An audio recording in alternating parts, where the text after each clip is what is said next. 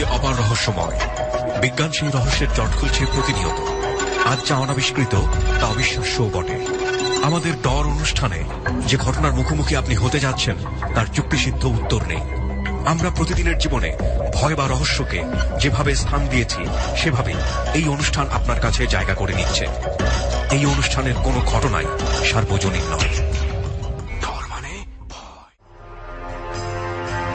ডরের ৯৬তম পর্বটি ধারণ করা হয়েছে চাঁদপুরের বড়কানিয়ার ছোপ গ্রামের একটি বিশেষ হন্টেড প্লেসে। ডরে আজকে ৫ জন বন্ধু যোগ দিয়েছে: হুমায়ুন, তানিম, সাজু, আরেফিন এবং সেতু। সাউন্ডে রয়েছে লোবান এবং অন দ্য স্পট থেকে সুমন ও শান্ত। গুমোট অন্ধকারে এই মুহূর্তে যারা ডর শুনছেন তাদের নিজ এলাকায় কোথাও কোথাও হয়তোবা বৃষ্টি হচ্ছে। চমৎকার একটা পরিবেশ, সবকিছু মিলিয়ে একটা অদ্ভুত ভুতুড়ে পরিবেশ। ডর নিয়ে আমরা সবসময় যে কথাটা বলি প্রিয় শ্রোতা, এটি বাংলাদেশের রেডিওর প্রথম হন্টেড প্লেস ভিত্তিক একটি ভৌতিক অনুষ্ঠান। এই অনুষ্ঠানে যেসব কাহিনী আপনি শুনতে পান তা আপনার কাছে বিশ্বাসযোগ্য কিংবা অবিশ্বাসযোগ্য সে প্রশ্নের ঊর্ধ্বে উঠে আমরা শুধু বলতে চাই কারো কারো জীবনে এমন ঘটনা ঘটেছে বলেই তারা এসে নিজের অভিজ্ঞতাগুলো এখানে শেয়ার করেন। অনুষ্ঠানের শুরুতেই আমরা সুমন এবং শান্তর কাছে সেই জায়গাটিতে যাওয়ার কিছুটা সাউন্ড বাইট আপনাদেরকে শোনাবো।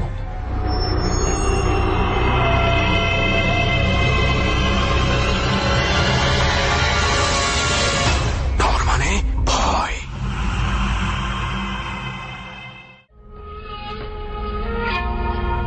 গুলিস্তান থেকে বাসে করে আমরা প্রথমে পৌঁছাই ঢাকা কুমিল্লা মহাসড়কের মেঘনা গোমতী সেতুর কাছে, যেটা অনেকের কাছে দাউদকান্দি ব্রিজ নামেও পরিচিত। এই নদীটার ওই পার্ট থেকে আসলে কুমিল্লা জেলাটার শুরু হয়ে যায়। সো আমরা বলতে পারি ঢাকা এবং মুন্সিগঞ্জের মুন্সিগঞ্জের একদম শেষ প্রান্তে আছে। সো আমি শান্ত এই মুহূর্তে লঞ্চের জন্য অপেক্ষা করছি আর দুর্দান্ত ফ্রেশ বাতাস খাচ্ছি। হ্যাঁ, বাতাসও ফ্রেশ এবং চায়ের দোকানও ফ্রেশ দেখতে পাচ্ছি। চলো চাও খাবো আমরা। তুমি চা খেতে চাইছো? ওকে, লঞ্চ আসতে কিছুটা সময় আছে। আচ্ছা, লঞ্চের ব্যাপারটা কি বলো তো? এটা কি একবার করে আসছে? মানে ওদের সিস্টেমটা কি বললাম আমি বুঝিনি ফার্স্ট। না, লঞ্চ আমার মনে হয় বেশ খানিকক্ষণ পর আসছে। আমি যাই হোক, আমিও পুরোপুরি বুঝতে পারিনি, তবে এতটুকু বুঝতে পেরেছি আমাদেরকে আরো কিছুটা সময় এই লঞ্চ ঘাটের কাছাকাছি কোথাও থাকতে হবে, কারণ লঞ্চ আসতে এখনো কিছুটা সময় বাকি আছে। চলো চা খাই। লঞ্চে করে আমরা পৌঁছে যাই চাঁদপুরের কালীবাজারে। ওকে, দিস ইজ দ্য প্লেস। মানে লঞ্চের জার্নিটা কেমন লাগছে শান্ত, আগে এটা বলো। লঞ্চের জার্নিটা ভালো ছিল, কিন্তু এখনের জার্নিটা একটু অদ্ভুত লাগছে। মানে যেই ধরনের রাস্তা এবং যেই নিস্তব্ধতা আছে আর চতুর্দিকে এরকম মানে যেই ঝিঝি পোকার ডাক আর মানে কি বলবো, খেয়াল করে দেখেছো সুমন, আশেপাশে কিন্তু বাড়ি দেখতে পাচ্ছি না। মানে অনেক সময় হয় না যে দূর থেকে একটা বাড়ির লাইট দেখা যায়, অন্তত তুমি একটাও দেখেছো? একটাও দেখিনি। এবং আমি আর শান্ত সেই নীরব রাস্তা ধরে হেঁটে যাচ্ছি। এবং সবচেয়ে বড় কথা হচ্ছে কি, মানে শান্ত সাঁতার জানো তো? না, আমি তো সাঁতার জানি না। ওকে, তোমার তাহলে লঞ্চে ভয় পাওয়া দরকার ছিল। তোমার মধ্যে যদিও আমি ভয় দেখিনি, কারণ হচ্ছে রাতের কারণে তুমি লঞ্চ থেকে নদীটার যে বিশালতা রয়েছে ওটা আন্দাজ করতে পারো, বুঝতে পারি। দিনের বেলা দেখলে অবশ্যই ভয় পাবা তুমি। তো যাই হোক, আমাদেরকে বেশ খানিকক্ষণ, মনে হচ্ছে যে মিনিমাম ২০-২৫ মিনিট তো হাঁটতে হবে, রাইট? আমার কিছুই মনে হচ্ছে না, কারণ আমি বুঝতেই পারছি না রাস্তার যে অবস্থা, যে অন্ধকার। ওকে, ফলো মি, তুমি শুধু আমাকে অনুসরণ করে হাঁটতে থাকো। এই রাস্তাটা আমার জানা আছে এবং আমরা ঠিক রাস্তাটা ধরেই আমরা যেই জায়গাতে যাব ওখানেই আজকের হন্টেড প্লেসটা রয়েছে।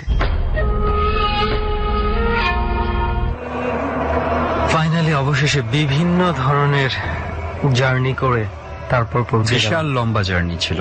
এবং আই হোপ যে মানে যারা এখানে আগে থেকে এসে বসে আছেন আপনাদের আমাদের মতো এরকম পরিস্থিতিতে পড়তে হয়নি, যে পরিস্থিতিতে আমাকে আর শান্তকে পড়তে হয়েছে। কারণ মানে অনেকে বলতে পারে যে আমরা তো একসাথে আসলেও পারি, কিন্তু আমাদের দিক থেকে আমরা পারি না, কারণ আমাদের কেন কিছু কিছু ইনভেস্টিগেশন বাকি থাকে, কিছু কিছু জায়গা আরো অনেক কিছু খবর নেওয়া বাকি থাকে। দ্যাটস ওয়াই আমরা আসতে পারি না সবার সাথে একসাথে। তো যাই হোক, আমরা সবকিছু বাদ দিয়ে আমরা এখন ঘটনার দিকে চলে যেতে চাই এবং এতটুকু বলতে চাই, আজকে আমরা ডটটা যেখানে ধারণ করছি আপনারা সবাই এরই মাঝে দেখতে পাচ্ছেন যে একটা মূলত বলা যায় যে একটা মোটামুটি খোলামেলা একটা স্পেসেই আমরা ডটটা ধারণ করছি এবং আমরা শুধু দোয়া করছি যে বৃষ্টি যেন না নেমে যায়, তাহলে আমাদের অবস্থা খারাপ হয়ে যাবে। এবং আশেপাশে কোনো বাড়িও নেই, আমরা যে কোথাও গিয়ে আশ্রয় নেব সেটাও সম্ভব হবে না। সো আমরা এই মুহূর্তে যেই জায়গাটাতে আছি, শান্ত, এই জায়গাটার একটু বিবরণটা তুমি দিয়ে দাও তো। আমরা তো আসলে আমরা এখন আছি হচ্ছে বড় কিনাচক গ্রামটা, যেটা এই গ্রামেরই আশেপাশে কোথাও, মানে আমি যদি একদম এক্সাক্ট জায়গাটা বলে ফেলি তাহলে এই গ্রামে অনেকেই বুঝে ফেলবে, কারণ এখানে সবাই মোটামুটি জানে এই জায়গাটা সম্পর্কে, কারণ এটা নিয়ে অনেক রিউমার আছে। তো আমরা যদি আসলে আমাদের একটা রেসপন্সিবিলিটি আছে, আমরা সেই রিউমারটাকে আরো মানে বাড়িয়ে চড়িয়ে অনেক বড় করে ফেলতে পারি না, এবং দ্যাটস ওয়াই আমরা এটা বলছি না। তবে এতটুকু বলছি যে এই এলাকার বড় কিনাচক গ্রামের যারা বাসিন্দা রয়েছে, যারা আশেপাশে রয়েছে, যারা খোঁজ খবর নিতে চান, আগ্রহী রয়েছেন, আপনারা সেটা করতে পারেন, আপনারা খোঁজ নিয়ে দেখতে পারেন এবং অনেক মানুষই সেটা সম্পর্কে বলবে, এটা সম্পর্কে জানবে। সো আমরা আর কিছু বলছি না, আমরা এখন মূল জার্নিতে চলে যেতে চাই, যেখানে আজকে আমাদের সাথে বেশ কয়েকজন গেস্ট রয়েছে এবং প্রত্যেকের এক্সপেরিয়েন্স আমরা শুনতে চাই। এবং আমরা শুরুতে এমন একজনকে দিয়ে শুরু করতে চাই, মানে যিনি কিনা কি বলবো যে আমার আর শান্তর যদি আমরা এইজের কথা বলি, ইনফ্যাক্ট ডরে আমরা অন এভারেজ যত গেস্টরা রয়েছে সবার চেয়ে একটু বয়সে বড়, এবং এই এইজের কোনো গেস্টকে ডরে পাওয়া এটা আমাদের জন্য অন্যরকম একটা বিষয়। কারণ হচ্ছে যে সব শ্রেণীর এবং সব বয়সের মানুষরাই যে ডরকে পছন্দ করে তার একটা বড় প্রমাণ হচ্ছে উনি। সো আর কথা না বাড়িয়ে ঘটনায় যেতে চাই, যে কোন ঘটনা আপনি আমাদেরকে শোনাতে চান। তবে যতটুকু আমি জানি যে আপনি একটা সময় হয়তো বিদেশে ছিলেন, বাহরাইনে ছিলেন, সো বিদেশের কোনো একটা ঘটনা, বাহরাইনেরই কোনো একটা ঘটনা আপনি আমাদের সাথে শেয়ার করতে চান। ঘটনায় চলে যাওয়া যাক, মূল ঘটনায় চলে যাই। আপনার পরিচয়টা একটু জানি, আপনি বর্তমানে কোথায় আছেন এবং কি করছেন? আমার নাম মোহাম্মদ হুমায়ুন, আমি বনানীতে থাকি। ওকে, সো হুমায়ুন ভাই, আমরা ইন্টারেস্টিং কিছু ঘটনা শুনেছি আপনার কাছে আছে, ডট টিম যেটা আমাদেরকে ইনফর্ম করেছে।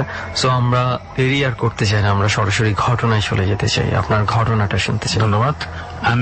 আমার ঘটনা প্রথম থেকেই এটা 2 পার্টের ঘটনাটা, বলতে গেলে একটু সময় দরকার। আমরা প্রথম থেকেই শুনি, শুরু থেকে বলতেছি। 1992-তে আমি বাহরাইন যাই মার্চ মাসে। 1992 মার্চ মাসে আমি বাহরাইন যাই। ওকে, আমাদের কোম্পানিটা ছিল বাঙালি কোম্পানি। উনি বাঙালি কোম্পানি, উনি সিলেটের বাড়ি, ওনার নাম মতিন মিয়া। ওনার বাড়ি এবার ঢাকা দক্ষিণ, সিলেট ঢাকা দক্ষিণ একটা জায়গা আছে, সিলেটে একটা জায়গার নাম আছে, রাইট, আমি শুনেছি ঢাকা দক্ষিণ। ওনার বাড়িটা ওখানে। তো ওনার কোম্পানিতে আমি কাজ নেই। তো আমরা বাহরাইনের ইন্টারন্যাশনাল এয়ারপোর্ট এখন যেখানে আছে ওইখানে, ওই এয়ারপোর্টের কাছাকাছি একটা জায়গায় আমরা কাজ করি। জায়গাটার নাম বুসাইটিন বলা হয়। আচ্ছা, হয়তো বাহরাইন যারা আছেন বা যারা গেছেন তারা জানবেন। আমাদের প্রচুর লিসনার আছে যারা মধ্যপ্রাচ্য থেকে শোনে, সো হয়তো ওনারা অবশ্যই জানবে। একবার এয়ারপোর্টের সাথে জায়গাটার নাম বুসাইটিন বলা হয়, আবার মনে করেন আল আবাদ বলা হয় একটা জায়গার নাম, পার্শ্ববর্তী এলাকায়। এরিয়াটার নাম মহারক, কিন্তু এই এরিয়ার ভিতরে বাড়িয়ে এই বিনিয়োগ করা আছে। আচ্ছা আচ্ছা। তো আমরা ওইখানে কাজ করার পরে একটা বিল্ডিং চোখে বাজে, যে বিল্ডিংটা অনেক বড় এরিয়া। দেখে মনে হয় যে ওই বিল্ডিংটা অনেকদিন কিন্তু কাজ বন্ধ, কাজ হয় না। তো আমাদের কোম্পানির যে মালিক, উনি যোগাযোগ করার পরে জানতে পারে যে বিল্ডিংটা কিছু ভূত এরকম টাইপের কিছু আছে, যার কারণে কাজটা বন্ধ 1981 থেকে। আচ্ছা, কাজটা বন্ধ। ওনারা কাজ মনে করেন পুরো কাজ শেষ করছে, গাঁথনি কাজ, ঢালাইয়ের কাজ, পুরো কাজ শেষ, কিন্তু সমস্যা দেখা দিচ্ছে প্লাস্টারে আসার সময়। যখন ওয়াল প্লাস্টার করে এবং ভিতরে বাইরে প্লাস্টার চালু করে, তখন থেকে প্রবলেমটা দেখা দিয়েছে। বেশি ধরনের প্রবলেম, এই প্রবলেমটা আমি আসি বলি। এর আগে আমি মেইন কাহিনীটা বলি আগে। তো আমাদের কোম্পানি আলাপ করার পরে, সব ঘটনা শোনার পরে, আমাদের বাংলাদেশ থেকে একজন হুজুর যাবে, এটা ওখানে রেডিওতে বা টেলিভিশনে প্রচার হয়েছে যে বাংলাদেশে, আমি নাম বলবো না হুজুরের, বিখ্যাত একজন হুজুর করোনা প্রফেসর, উনি বাহরাইনে যাবে 93-তে। আচ্ছা, 93 আগস্টে গেছে বাহরাইনে। তো হুজুরের সাথে দেশে থাকতেই মোবাইলে, ওই সময় মোবাইল তো ছিল না, টেলিফোনের মাধ্যমে যোগাযোগ করে, হুজুর এই একটা ঘটনা, আপনি কি জিনিসটা সমাধান করতে পারবেন? হয়তো পারলে আমার কিছু লাভ হবে। মানে যিনি মালিক ছিল ওই বিল্ডিং এর, ওই বিল্ডিং এর মালিক শেখ, বাহরাইনের শেখ ছিল। আচ্ছা। তো আমাদের কোম্পানির যে মালিক, উনি বলছে যে যদি আপনি সমস্যা সমাধান করতে পারেন তো আমার কিছু লাভ হবে, দেখেন আমার এটা পারবেন কিনা। বলছে ঠিক আছে, আমি বাহরাইনে আসি, আসার পরে আমি একটা জায়গাটাকে দেখতে হবে, প্লেসটা, এরপর আমি আপনাকে জানাবো। আচ্ছা, সত্যি এইভাবে কথা হলো। তো প্রথম যখন এই কোম্পানি কাজ নেয় তখন সমস্যাগুলো এইভাবে দেখা দিয়েছে যে প্লাস্টার যেদিন করবে ওই দিনে বাহিরে শিকল ফিট করা হয়, স্কেল শিকল। হ্যাঁ শিকল বলে ফিট করার সময় ফিট ঠিক মতো করছে। আমরা যাকে বলি ওয়াইসম্যান বা চকিদার বাংলায়, ওখানে বলে নাতুর। তো ওনাকে বলা হয়েছে তুমি থাকো। তো উনি তো এমনি তো 2 বছর 2.5 বছর থেকে থাকতেছে, কোনো সমস্যা দেখা দেয় নাই। ছোটখাটো কিছু সমস্যা দেখা দিয়েছে কিন্তু ওটা অতটা মানে গুরুত্ব দেয় না কেউই, যে ছোট ছোট কিছু সমস্যা হইতে পারে। গরমের সিজন ছিল, উনি ছাদে শুইছে। আচ্ছা, শোয়ার পরে উনি সকালবেলা ঘুম থেকে ওনাকে আবিষ্কার করে একবার নিচে ফ্লোরে। তখন উনি একা একা চিন্তা করে আমি শুইলাম ছাদের উপরে। কয় তালা ছিল এটা? 3 তালা। 3 তালা। আমি শুইলাম ছাদের উপরে, আমি কেন নিচে এখানে? আমার সব বিস্তারিত সেম টু সেম। কি মানে ব্যাপারে? বিছানা সহ একবার নিচে। তো উনি ওদিন আর মনে করেন হয়তো মা ভুল হইতে পারে, দেখি আমি আর।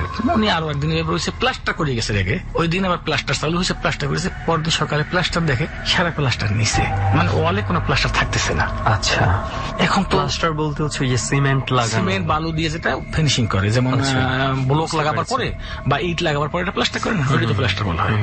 তো প্লাস্টার গুলো থাকতেছে না ওয়ালে। মালিক মানে আরবি মালিক, তো উনি ভয় পেয়ে গেছে। কি সময় এতজন লোকে কাজ করছে, 200-250 লোকে একদিনে কাজ করে এক সাইড প্লাস্টার শেষ করছে, পুরো প্লাস্টার নিচে। আর তখন ও বলতেছে ওই যে ওয়াইসম্যানটা, যে স্যার এই ঘটনা আমি তো শুয়েছিলাম ছাদে, কিন্তু আমাকে নিজে সকালে আমি আবিষ্কার করে নিচে, আর ওই প্লাস্টার গুলো পড়ে গেছে। এই থেকে মানে কোম্পানি কিছু ভয় পাই যে, তো ভয় মানে তারপরে ওনাকে স্বপ্ন দেখানো হয়। আরবি, উনি আরবি ছিল, ওইখানে বাহারাইন স্থানীয়। ওনাকে স্বপ্ন দেখানো হয় যে তুই কাজটা বন্ধ করে দে, তাহলে তোর সমস্যা হবে।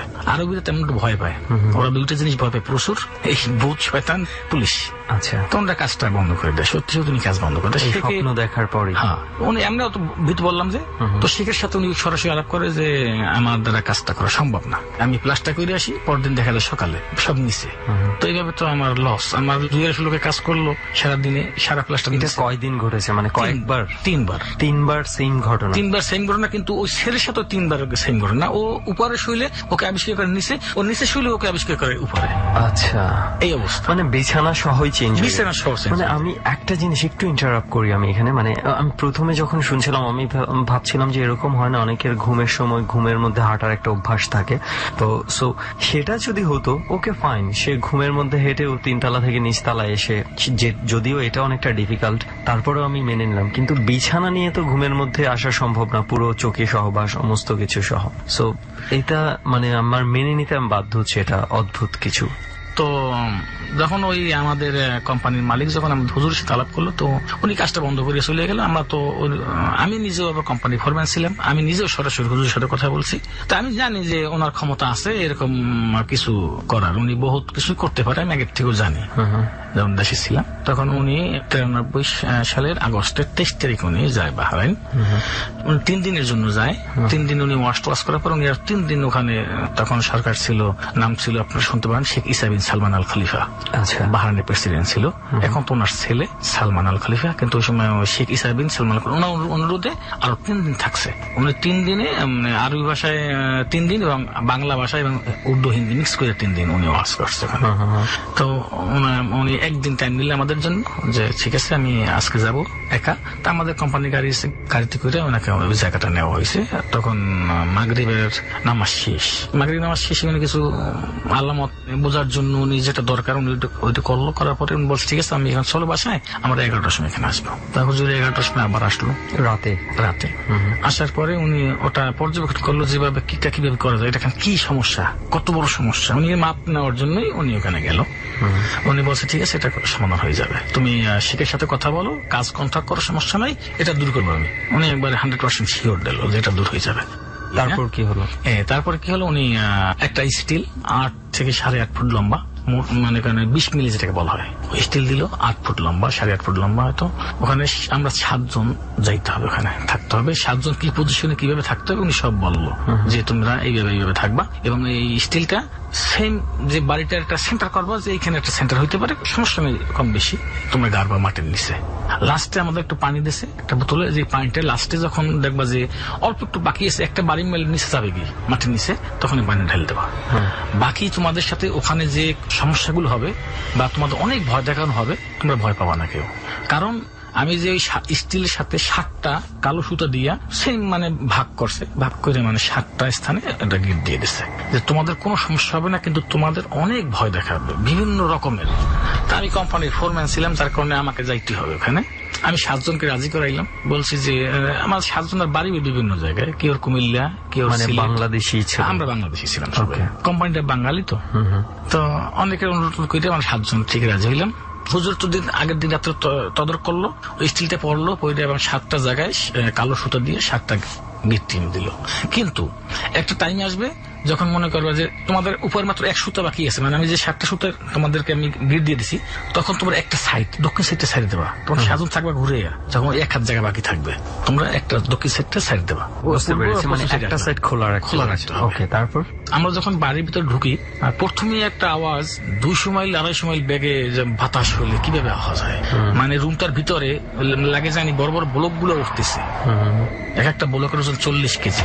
আচ্ছা, কিন্তু বাহিরে আমরা তাকাই দেখি জানালা দিয়ে শত শত খেজুর গাছ, একটা খেজুর গাছের পাতাও নাড়তেছে না, শুধু বাড়িটার ভিতরে, আচ্ছা, মানে ঘরটার ভিতরে। তা আমরা ওই যে বলছে ভয় পাবো না, আমি তো ভয় পাইছি না, আমাদের কিছু হবে না। তা আমরা স্টিলটা 7 জনে আমাদের ওই 7টা সুতোর উপর হাত রাখতে বলছে, এক একটা হাত।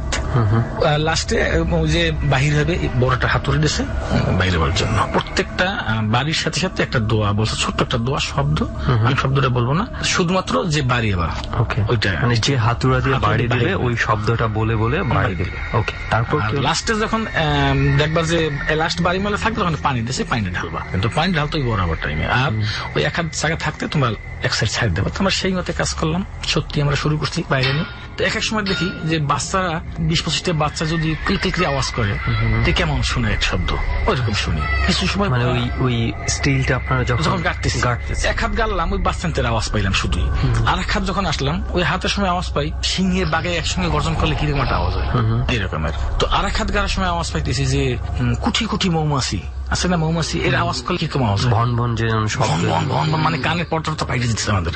এইভাবে মানে বিভিন্ন জন্তু। লাস্টে যখন আমরা বাড়ি শুরু করছি শিয়ালের আওয়াজ, তো আমরা এক পর্যায়ে আমরা ইনশাল্লাহ সাকসেসফুল হইলাম। বিভিন্ন রকম ভয় দেখা যাচ্ছে, আমরা ওয়াল মানে ওভারটেক করি, ওয়ালের ফাইরে আমাদের মানে খাইতে আসতেছে এরকম বাঘ, এই সিংহ, কুকুর, মানে আওয়াজ পাচ্ছে না, আওয়াজগুলো পাচ্ছি আমরা, দেখতে পাচ্ছেন না, দেখতে পাচ্ছি না। তো সবাই তোমরা ভয় মানে কাতর হয়ে গেছে। তা আমি এবার সান্ত্বনা দিয়ে রাখি যে আমাদের কোনো অসুবিধা হবে না, ইনশাল্লাহ এখন অল্প সময় বাকি আছে, আমাদের কাজ শেষ হয়ে যাবে। তো লাস্টে যখন আমরা বাড়ি দেই, বাড়ি দেওয়ার পর যে পানিটা ছাড়ি, তখন তোমার দক্ষিণ সাইডে ছাড়ি দিয়ে আগে মনে করেন আরো ওই এক হাত থাকতে আমরা দক্ষিণ সাইডে ওপেন করে দিই। তো দেওয়ার পরে দেখলাম যে ওই পুরো আওয়াজটা একসঙ্গে হলে কেমন লাগে, আপনার সিংহের, শিয়ালের, কুকুরের, মৌমাছির, বাচ্চান্তের, এই ছোট ছোট বাচ্চান্তের আওয়াজটা যদি এক হয়ে যায়, আওয়াজটা কেমন লাগে আপনার কাছে, সেরকম একটা আওয়াজ হইলো। এবং একটা কালো ছায়ার মতন লম্বা ভাবে দক্ষিণ দিক দিয়ে জানালা দিয়ে বাইর হয়ে গেল। আমার পানিটা দেওয়ার পর লাস্ট মানে আপনারা দেখতে পেয়েছেন যে ছায়ার মতো একটা বের হয়ে গেছে, কালো একটা বিরাট লম্বা ছায়া। এর আগে তো শুনছি আলাদা আলাদা ভাবে আমরা, কিন্তু ওই যখন লাস্ট বাইটে দিয়েছিলে মানে আওয়াজটা মিক্স হয়ে গেল। আমি সেটা বুঝেছি, মানে ঘটনা হচ্ছে যে আপনারা দেখতে পেয়েছেন একটা ছায়া, কালো একটা ছায়ার মতো দক্ষিণে আমরা যে ওপেন রাখলাম, বাইরে তো আবার অনেক দূরে লাইট আছে, সামনে বেশি দূরে এয়ারপোর্ট না, কিছু তো আলো আসে মানে সামান্য হালকা। ছায়াটা বের হয়ে যাওয়ার পর তো ব্যাস আমরা বাড়ি দিয়ে মালিকের সাথে টেলিফোন করলাম, আমাদের কাজ শেষ, যে আপনি আসেন, আমাদের কাজ শেষ হয়ে গেছে, কোনো সমস্যা নাই, না সমস্যা। ওরা আবার দাঁড়াই আছে বেশ দূর না, হয়তো আধা মাইল ডিফারেন্স, আমরা মানে বাড়ির গেটের বাইরে। ওকে, ভয় বাড়িটার এরিয়াটা না ওনার আধা নিষেধ বলছে যে 7 জন শুধু থাকবে বাড়ির বাউন্ডারির ভিতরে। বাড়ির বাউন্ডারিটা বহুত বড় বাউন্ডারি, ওনার বাউন্ডারির বাইরে বলতেও মানে আধা মাইলের কাছাকাছি। তো ওনারা আসলো, আসার পর দেখলো যে না আমরা ঠিক মতো সব কাজ করছি। তো 7 দিন পর আমরা কাজ চালু করছি। আমরা কাজ চালু করার পরে ইনশাআল্লাহ কোনো সমস্যা হয় নাই, প্লাস্টার গুলো টেকে মানে নরমালি পুরো বিল্ডিং আমরা পুরো বিল্ডিং এর কাজ, টাইলসের, লাইটিং, মানে অল কাজ। আমরা কি এটা কি জানতে পেরেছিলেন যে আসলে কি ঘটনা ছিল, মানে এরকম কেন হইতো? জানতে কিছুটা আমাদের আভাস দিছে হুজুর সাহেব, যে এখানে এক সময় জিন ছিল বিভিন্ন ধর্মের অবলম্বন, মানে এখানে এরকম কিছু ছিল, মানে অশরীরী কোনো কিছু সৎ না, ওখানে ছিল এক সময় যখন বাড়িটা করা হয় অনেক আগে, সৎ এবং অসৎ, ভালো মন্দ মিক্স ছিল। কিন্তু এক সময় ফাইটিং কইরা সৎ যেগুলো ছিল এরা সংখ্যা কম থাকার কারণে ওরা চলে যায়, বদ জিনগুলো ওইগুলো থাকে, তো ওরা ওদের মাধ্যমে এই কাজটা হয় আর কি। ওরা চাইছিল না যে এখানে এই বাড়িটা হোক, কেউ হোক, কোনো কিন্তু কিছু। বাড়িটা করার সময় অল্প অল্প সমস্যা দেখা দিয়েছে, কিন্তু এই প্লাস্টার পর থেকেই মনে হয় প্লাস্টার করবে আজকে এই পর দিন আগের দিন মানে থেকেই এর আগের যে সমস্যাগুলো খুব একটা মানে নজর দেয়া হয়। নজর দেওয়া হয় না। ছোট ছোট এরপরে কিছু। এমন ঘটনা ঘটতে থাকে আর নজর না দিয়ে পারা না, পারা যাচ্ছে যায় না। এবার লাস্ট মালিকের স্বপ্নে কোন দেখাইছে যে তুই কাজটা বন্ধ কর। তারপরে তো ফাইনালি আর কারো কোনো দুর্ঘটনা হয়েছে বা কোনো কিছু? দুর্ঘটনা আমাদের সময় আর হয় না ইনশাল্লাহ, কিন্তু এর আগে তো কেউ পাওয়ার টু ব্যথা পাইছে, হাত ভাঙছে। এগুলো তো হচ্ছে কাজ, কনস্ট্রাকশনের কাজ করতে গেলে হয় অনেক হয়। সময় দুর্ঘটনা ঘটে। মানে মানে অদ্ভুত না, এরকম ঘটনা আসলে অনেক সময় বিশ্বাস করতে কষ্ট হয়ে যায়। আমি একটা ঘটনা বলি মানে আপনাদের সবাইকে যারা আছেন এখানে, ঢাকা শহরে মানে এতটুকু শুধু বলে রাখি যে আমি এরিয়াটা বলি, শাহবাগ থেকে ফার্মগেট পর্যন্ত এরিয়ার মধ্যে ঢাকা শহরের যে আধুনিকতম যে বিল্ডিং গুলো আছে না, ঢাকা শহরে যতগুলো আধুনিক বিল্ডিং আছে সেই আধুনিক বিল্ডিং গুলোর মধ্যে একটা অন্যতম বিল্ডিংটা, এবং খুব বড় সড়ো কর্পোরেট কিছু অফিস আছে বিল্ডিং এ, এবং খুব মানে উপরের দিকের র্যাঙ্কিং এর আর কি, মানে আধুনিক বিল্ডিং এর যত ফ্যাসিলিটিস রয়েছে সমস্ত ফ্যাসিলিটিস এই বিল্ডিংটাতে আছে। এরকম একটা বিল্ডিং এ আমি কিছুদিন আগে শুনেছি, মানে অদ্ভুত ঘটনা শুনেছি যে রাতের বেলা 10টা-11টার পরে যে ওখানে নাকি অদ্ভুত কোনো কিছু দেখতে পাওয়া গেছে, কাউকে কোনো মানুষ দেখতে পাওয়া গেছে, কোনো সাদা কাপড় পরিহিত কোনো অস্তিত্ব অনুভব করেছে যারা সিকিউরিটির দায়িত্বে থাকে। এবং এটা এই ঘটনা শোনার পর মানে ওখানের যে এমপ্লয়িরা আছে তাদের মধ্যে মানে প্রত্যেকে খুব শিক্ষিত এমপ্লয়ি, তাদের মধ্যে একটা আতঙ্ক কাজ করছিল। মানে আমি আর কোনো কিছু ক্লু দিচ্ছি না, কারণ এই ঘটনাটা এখনো পর্যন্ত আমরা রিভিল করতে পারিনি। যেদিনই আমরা এই ঘটনাটা পুরোপুরি জানতে পারবো, আই হোপ যে কোনো একটা ডরের এপিসোড ওই বিল্ডিংটাতে বসে আমরা ধারণ করতে পারবো। সো আপনারা সবাই মানে অপেক্ষা করুন, আমরা চেষ্টা করছি যে এটা রিভিল করা যায় কিনা, কি ঘটনা ঘটেছিল। এরকম ঘটনা মানে আপনি যদি ওই বিল্ডিংটার দিকে তাকান আপনার বিশ্বাসই হবে না যে এই বিল্ডিং এ এই ধরনের ঘটনা আদৌ ঘটতে পারে, এত আধুনিকতম বিল্ডিং এগুলো। তো যাই হোক, এরকম ঘটনা আসলে ঘটে চতুর্দিকে। সো এইটা ছিল আপনার এক্সপেরিয়েন্স যেটা বাহরাইনে ঘটেছিল।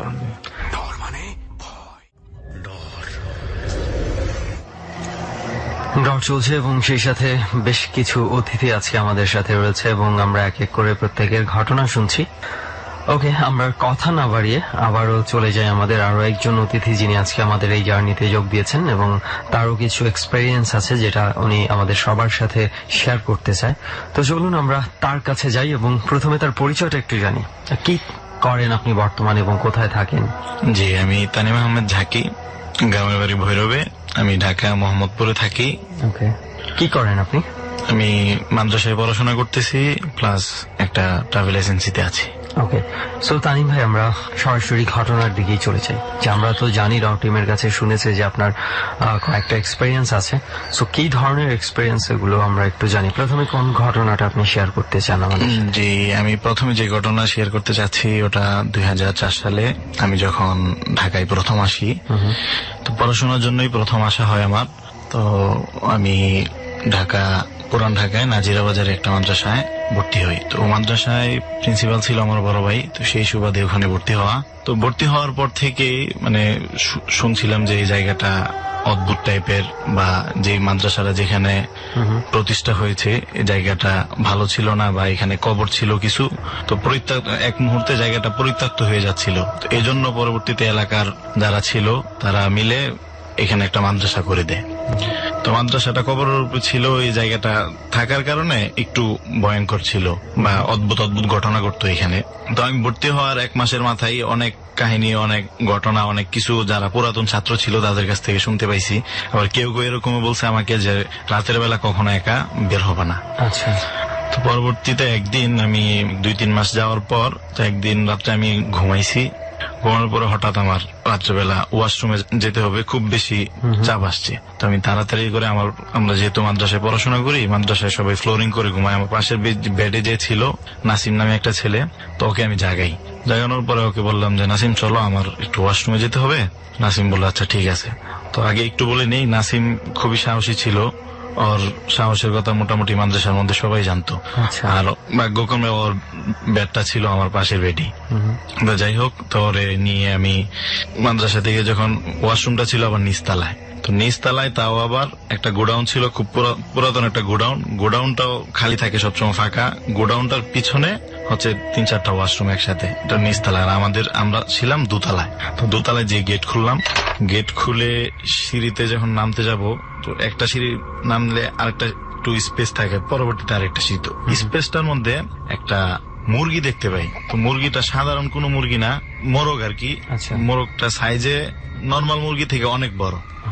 তো নাসিম করলো কি, যেহেতু খুব সাহসী ছিল, আমি মানে আশেপাশে কেউ কি মুরগি পালতো বা এরকম মুরগির খামার বা দোকান? না, আশেপাশে মুরগি পালতো না, আশেপাশে কোনো খামার টামার কিছুই ছিল না। আচ্ছা, মানে আর মুরগি আসার না, এখানে মুরগি আসার মতো কোনো জায়গায় না এটা, আর এত রাত্রেবেলা। আচ্ছা। তো পরবর্তীতে তো আমি নাসিমকে বললাম যে নাসিম, আমি যাব না, আমি চলো ভিতরে চলে যাই। তো নাসিম বললো আসো, সমস্যা নেই। তো ওর যেহেতু আমার একটু আশ্বাস দিছে, আমি একটু ভরসা পাই ওর সাথে যাওয়ার জন্য। তো ও করলো কি, পা থেকে জুতা নিয়ে মুরগিটাকে ছুঁড়ে মারলো। তো মুরগিটাকে ছুঁড়ে মারলো, আমরা সিঁড়িতে নামতে নামতে মুরগিটাও নিচের দিকে নামলো। একটু যাওয়ার পরে আমরা বেনিশ হয়ে গেছে না কি হয়ে গেছে বলতে পারি না, কিন্তু আমাদের চোখে আর পড়ে নাই মুরগিটা। তো আমি মুরগিটা যে বেনিশ হয়ে গেছে, তখন আমি খুবই ভয় পাইছি। তো আমার যেতে ইচ্ছে হচ্ছিল না যে ওয়াশরুমে এখন আর যাবো না, মানে আমার ভয়ে এক প্রকার মানে প্রস্রাব ধরছিল, প্রস্রাব চলে গেছে। তো নাসিমের ভরসার পাওয়ার কারণে আমি যাই। মাত্র ওয়াশরুমে যাওয়ার পরে ওয়াশরুমে আমি ঢোকার পরে নাসিম বাইরে দাঁড়ায় ছিল। তো ওয়াশরুমে আমার কাজ শেষ করে আমি যখন বের হয়ে দেখি নাসিম নাই। তো নাসিম নাই এটা দেখে তো আমি খুবই বেশি ভয়ঙ্কর, আরো বেশি ভয় পাই। তো ভয় পায়া নাসিমের নামটা বলে একটা চিৎকার দিই। তো চিৎকার দিলে পাশের ওয়াশরুম থেকে একটা আওয়াজ আসে যে নাসিম পাশের ওয়াশরুমে আছে। আচ্ছা। তো আচ্ছা আছে, তো আমি দাঁড়ায় আছি। তো আমি তো খুব ভয় পাইতেছি তখন। তো আশেপাশে না তাকায় আমি স্থির হয়ে দাঁড়ায় আছি। কতক্ষণ পরে একটা কান্না শব্দ পাচ্ছিলাম, মানে বাচ্চাদের কান্নার একটা শব্দ আসছিল আমার কানে। তো আসতেছে, আমি বুঝতেছিলাম না যে কোত্থেকে এই বাচ্চা শব্দ আসতেছে। কিন্তু পিছনে আপনার জুতার কারখানা, ডান পাশে মসজিদ, এই পাশেও জুতার কারখানা, সামনে এলো বাড়ি ঘর নাই কোনো? না, বাড়িঘর আছে দূরে, কিন্তু এত ক্লিয়ার সাউন্ডের কান্নার শব্দ কখনো এখানে আসা সম্ভব না। আচ্ছা। তো পরে কান্নার সাউন্ড 30-40 সেকেন্ডের একটা সাউন্ড আমি শুনতেছি। তো হঠাৎ একটা ধপাস করে থাপ্পড়ের আওয়াজ পাই। থাপ্পড়ের আওয়াজ পাওয়ার সাথে সাথে কান্নার শব্দটা থেমা যায়। তো থেমা যাওয়ার পরে তো নাসিম ওয়াশরুম থেকে বের হওয়ার পরে আমি আর নাসিমকে জিজ্ঞাসা করি নাই, ইভেন ওর দিকে আমি তাকাই নাই। তো আস্তে করে আমি উপরে চলে আসি। তো উপরে চলে আমি আমার মতো কাঁথা মোড়া দিয়ে শুয়ে যাই। শুয়ে যাওয়ার পরে পরবর্তীতে ফজরের আগে আমাদেরকে জাগানো হয়। ফজরের নিয়ম তাত্ত্বিকতার পড়াটা শোনানোর পরে তো নাস্তার যে টাইমটা, ওই টাইমটাতে আমি নাসিমকে জিজ্ঞেস করি যে নাসিম রাত্রেবেলা হয়েছিল কি। তো নাসিম ফার্স্টে বলতে চাই নাই, তারপরে একটু জোরাজুরি করার পরে ও বললো যে মুরগিটা আমরা দেখছিলাম ওইটা মানে ছায়া আকৃতি হয়ে আমার ওয়ালে আসছিল, ওয়াশরুমের ওয়ালে আইসা মানে এরকম একটা ভাব ভঙ্গি করতেছিল যে আমাকে ধরবে। তো আমি বললাম কি, নাসিম যেটা বললো, আমি বললাম কি ও বাবা আবার ছিল অনেক বড় কবিরাজ, প্লাস ও কিছু জানতো। তো ও করলো কি, বাম হাতে থুতু নিয়ে ওয়ালের মধ্যে যে থাপ্পড় আওয়াজটা শুনছিলাম, ওয়ালের মধ্যে একটা জোরে থাপ্পড় দিয়ে দিয়েছিল। আচ্ছা, আমি একটু ক্লিয়ার হই এখানে, মানে মুরগির ছায়াটা দেখতে পেয়েছে মানে কি মুরগিটা দেখতে পায় নাই? না, শুধু ছায়াটা দেখা গেছে। হ্যাঁ, শুধু ছায়াটা দেখা গেছে। তো এই ছিল আমার ঘটনা। তাছাড়া এখানে এমনিতেও আরো যে ছোট ছোট ঘটনা, আরেকটা এইখানে থাকা অবস্থায় মাদ্রাসা বন্ধ, 10 দিনের বন্ধ দিয়েছে মাদ্রাসা। তো পাশে যে মসজিদটা ছিল, ওই মসজিদের খতিব ছিল আমার বড় ভাই। তো যাই হোক, মাদ্রাসা বন্ধ, কেউ নাই মাদ্রাসায়। 5তলা মাদ্রাসার মধ্যে শুধুমাত্র আমার ভাইয়া একা।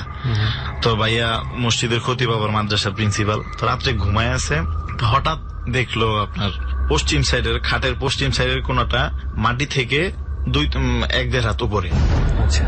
তো ভাইয়ার ঘুম ভাঙা যায়, ঘুম ভাঙা দোয়া কালাম পয়রা নিজেকে প্রথম বন্ধ করছে।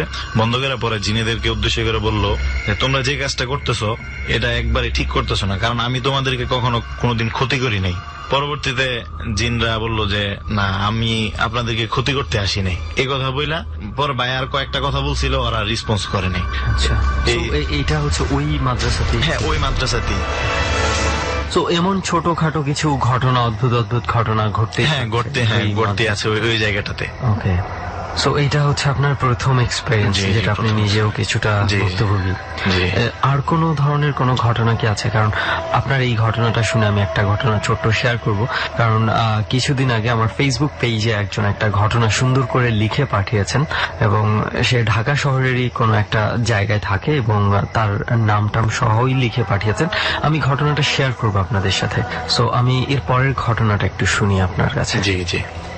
পরের ঘটনাটা নাসিমকে নিয়ে, মানে নাসিম যেটা আমাকে বললো, ওর এই ঘটনার পর থেকে নাসিমের সাথে, যেহেতু নাসিমের বাবা কবিরাজ ছিল, তো ওদের ভাই বোন যারা ছিল, কবিরাজ থাকার কারণে জিন টিন ওদেরকে ক্ষতি করতে চাইতো। এই জন্য ওর অনেক এক্সপিরিয়েন্স আছে। আমার ইচ্ছা আছে ওরে একদিন এখানে নিয়ে আসার, Of course, আপনাদের আমরা ডরে। অপেক্ষায় থাকবো না। যে ওর কাছে যে ঘটনাটা শোনা, এটা হচ্ছে ওর বাড়ি হচ্ছে আপনার সোনারগাঁয়ে, নারায়ণগঞ্জ সোনারগাঁ।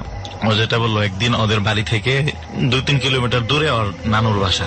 আচ্ছা। তো নানুর বাসায় সম্ভবত কোনো একটা অনুষ্ঠান চলতেছিল, ও আর ও চাচাতো ভাই অনুষ্ঠানে যায়। তো অনুষ্ঠান শেষে রাত হয়, আস্তে আস্তে রাত হয়ে যায়, 11টা-12টা বেজে যায়।